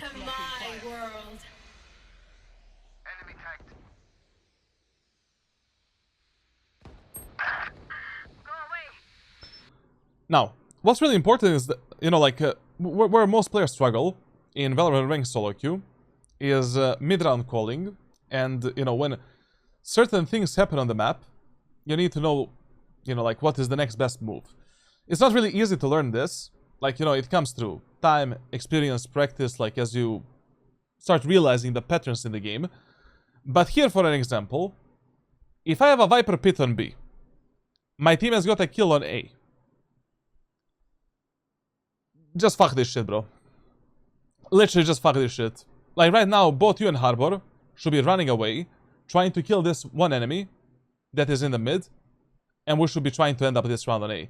Like, in ranked solo queue, only in Radiant lobbies, I would actually try outmaneuvering the enemy Viper around the pit and try finding this Viper and killing her on the attacker's side. But in every other lobby that is not like 300, 400 rank rating minimum, get away from here. Because your teammates are just not going to have a very good understanding like where this Viper can play and how to properly clear this pit and play around it. I mean, also this play that you're doing right now is complete suicide. Because Viper can have a judge. Like here, this is a bad play that worked, for an example. It worked only because Viper is just really fucking bad. But this was a complete suicide. complete. And just not worth of a risk, you know? Your Neon already got a full backside control on A. Viper wasted her ultimate for nothing in this round practically. We can still put that spike on the A site. We still have a harbor wall to enter the A site and support our teammates on A. We can maybe get a pick during this rotation together with our harbor, killing this guy right here. That's it. Round is over.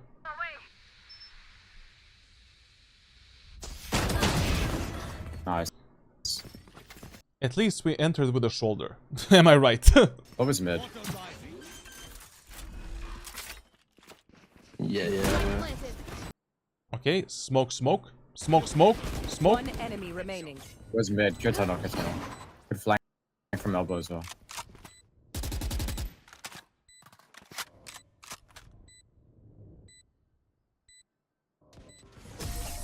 Okay. That window then, and just help. Unknown.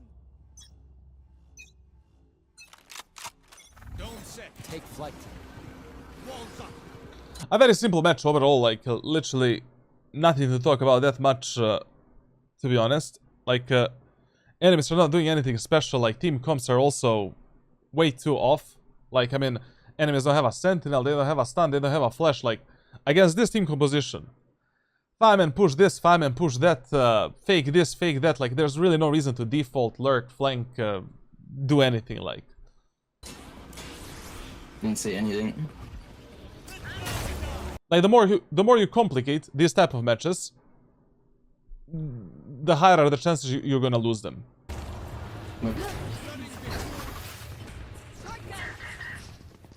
Already back. Dead.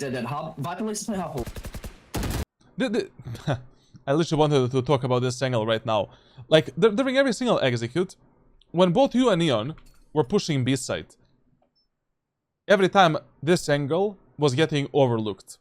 But literally every single time. And this is something I was talking about like a few rounds ago. You just need to clear this angle and expect someone here.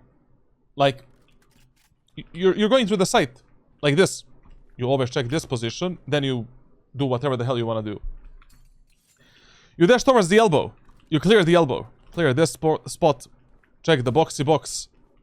Maybe jump spot, you know, the broken wall. Check this position. Now you decide what to do next. One enemy remaining. Good. Flawless. Nice. Okay. Nice round. I think I love it. I love it that they didn't complicate this match because literally like enemy team comp is horrendous for Breeze.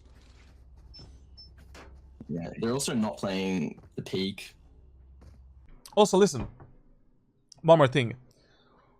Like, generally speaking, when you're playing with a Neon in the team, and you're playing Jett, like, a lot of the times, your Neon doesn't have to do the wall for the executes. A lot of the times. And a lot of the times, these walls will just fuck you up, and fuck your teammates up as well. Especially on a map that is simple as Breeze, for an example. Like, for example, when you're going B, if enemies are playing some kind of an eco halberd bonus round, they have shit weapons. Like, we don't need a Neon wall. Like, Neon can quite literally just slide towards this position, take this angle, you get into this position, revealing enemies left and right, that's it. The more cover and the more chaos we make on the site, the more angles and the more opportunities enemies are going to have to fuck you up and to fuck your teammates up as well. On the A set as well, like there were a few rounds where, you know, Neon was using this type of wall. It was not even a good wall, to be honest. Like, it had a lot of gaps, left and right. Enemies can use that wall to get through this Viper smoke, onto this angle, onto this angle. You know, it doesn't matter that we had a Sova drone clearing this like 2 seconds ago. If the wall is going to cover up all of this, enemies can just get through the Viper. You know, enemy chamber can have some kind of a setup where he puts a teleport here, peeks through the Viper wall, holds your teammates going out. Now your teammates are fucked, essentially. Now, depending, you know, on the economy, on the team compositions, like, you really don't need to complicate your executes and your setups too much in ranked solo queue. Especially if you're already playing the main, you know, duelist. They haven't. This might be the one round they do.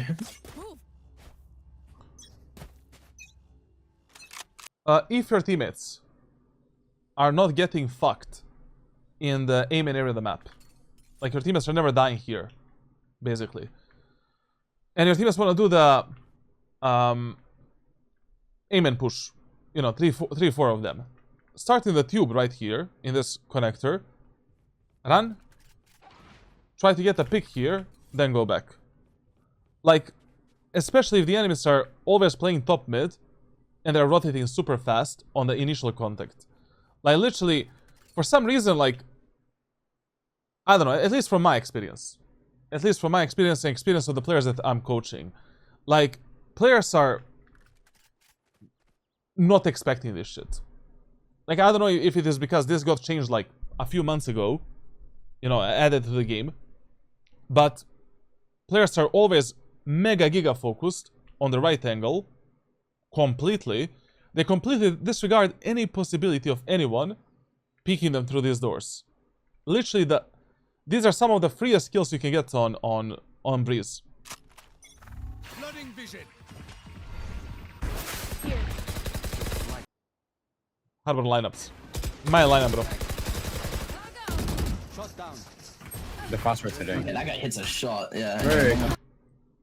You should literally never do this as a Jett player. Like, you know, the only time you should do a peek like this is if you're like 99.9999% certain that there is no one else on the bomb site, but we don't know that.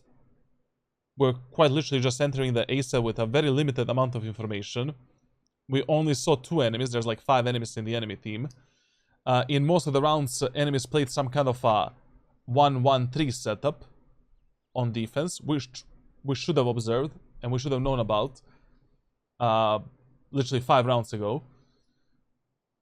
As a Jett player, if the enemy chamber is here with the teleport and you need to engage that chamber, you still dash in, you still dash out and try to kill that chamber, you know, like that. And that's it. Like, you really don't want to take any risks like this because you don't know if enemies stack the bomb site. You don't know, like, if there's like 4 enemies, 5 enemies on the site right now. Enemies are playing some kind of a low by half by round because they have a shit economy. You don't know what's happening exactly. Sova drone only revealed the clove that is in the smoke.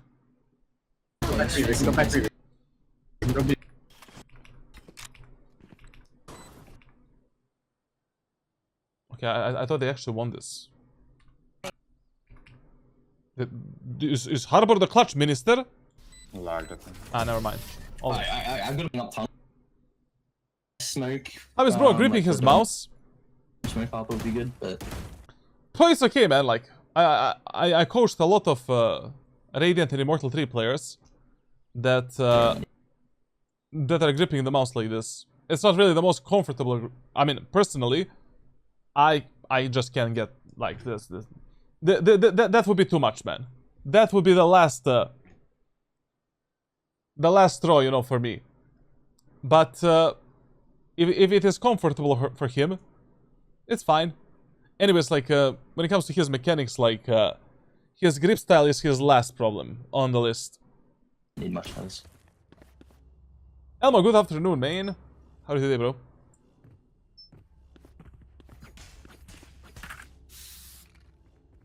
Wait, we're splitting like B? It's just me, yeah, because I can double slide up off my ult. Wait, So I'll as long as you split insta-spec this, yeah, just do it straight away. You want to play? Let's play. Very careful with my leg. Listen, mate. Like, this would be a good game decision if we didn't have a Neon running down top mid. Like, you know, if the enemies deploy a Molotov here, and your teammates cannot scale out with you, 80% of times, reset the execute, wait a bit, stop. When the molly expires, go in. But if your Neon is already crazy, and running it down top mid. Updraft, smoke, dash, get on the site, try to get a refrag. Anyways, we have the smoke. Everything is fine. You know? We have a teammate with whom we can fight and refrag. All is good. One more, backside, 1 HP, 1 HP, 1 HP. And as a Jett player, tanking any damage from any Molotov on the ground is a bit diabolical. Not gonna lie. Like, brother. Molly is here. Smoke, updraft, dash, get in a smoke. You know exactly that enemy Neon is here, so no one can kill you from any of these angles. You know? We go in, wait for our teammates a bit, engage the Neon with the teammates, kill the Neon, get a spike down, that's it. There you go. Chamber could rotate here. Okay, I think just play on site and just try not to like worry about flank too much.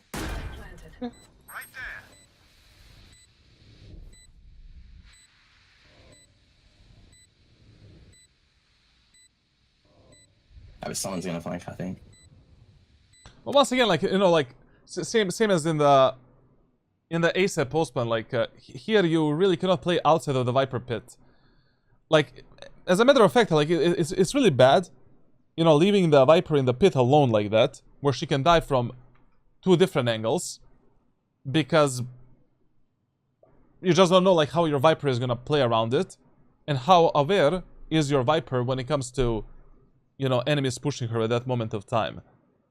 Like, the best decision here is like, sure, you know, you can cover the back of your teammates, but you cannot play that far away from being able to support your Viper. One enemy remaining. One side pillar. Backside. Okay, not bad. Listen, as I already said, chat, like, you know, this is gonna be a very basic VOD review. Like, during the free VOD reviews, I don't share that much stuff, because I'm gonna be talking with this guy privately quite a lot. When it comes to Paul, when it comes to specifically this VOD, like, attacker side was okay. You know, it was way too simple. Like, enemies had a shit team composition. We just did a basic 5-man executes. The most problematic shit was, you know, these micro mistakes that you made in some of the rounds, and your postman positioning was, you know, not really the most optimal. But everything was kind of okay. You know, attack was not really that big of a problem. But on defense, positioning, repositioning, team play, refray game, not using a dash ability enough to get these, you know, instant duels, off angles, non-existent, operator.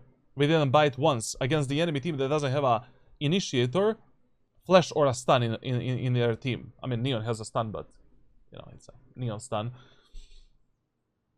That needs to be changed. But, you know, I'm kind of sad that this is the VOD that you submitted, because on the tracker, like, tracker says that you have more problems on attack rather than defense.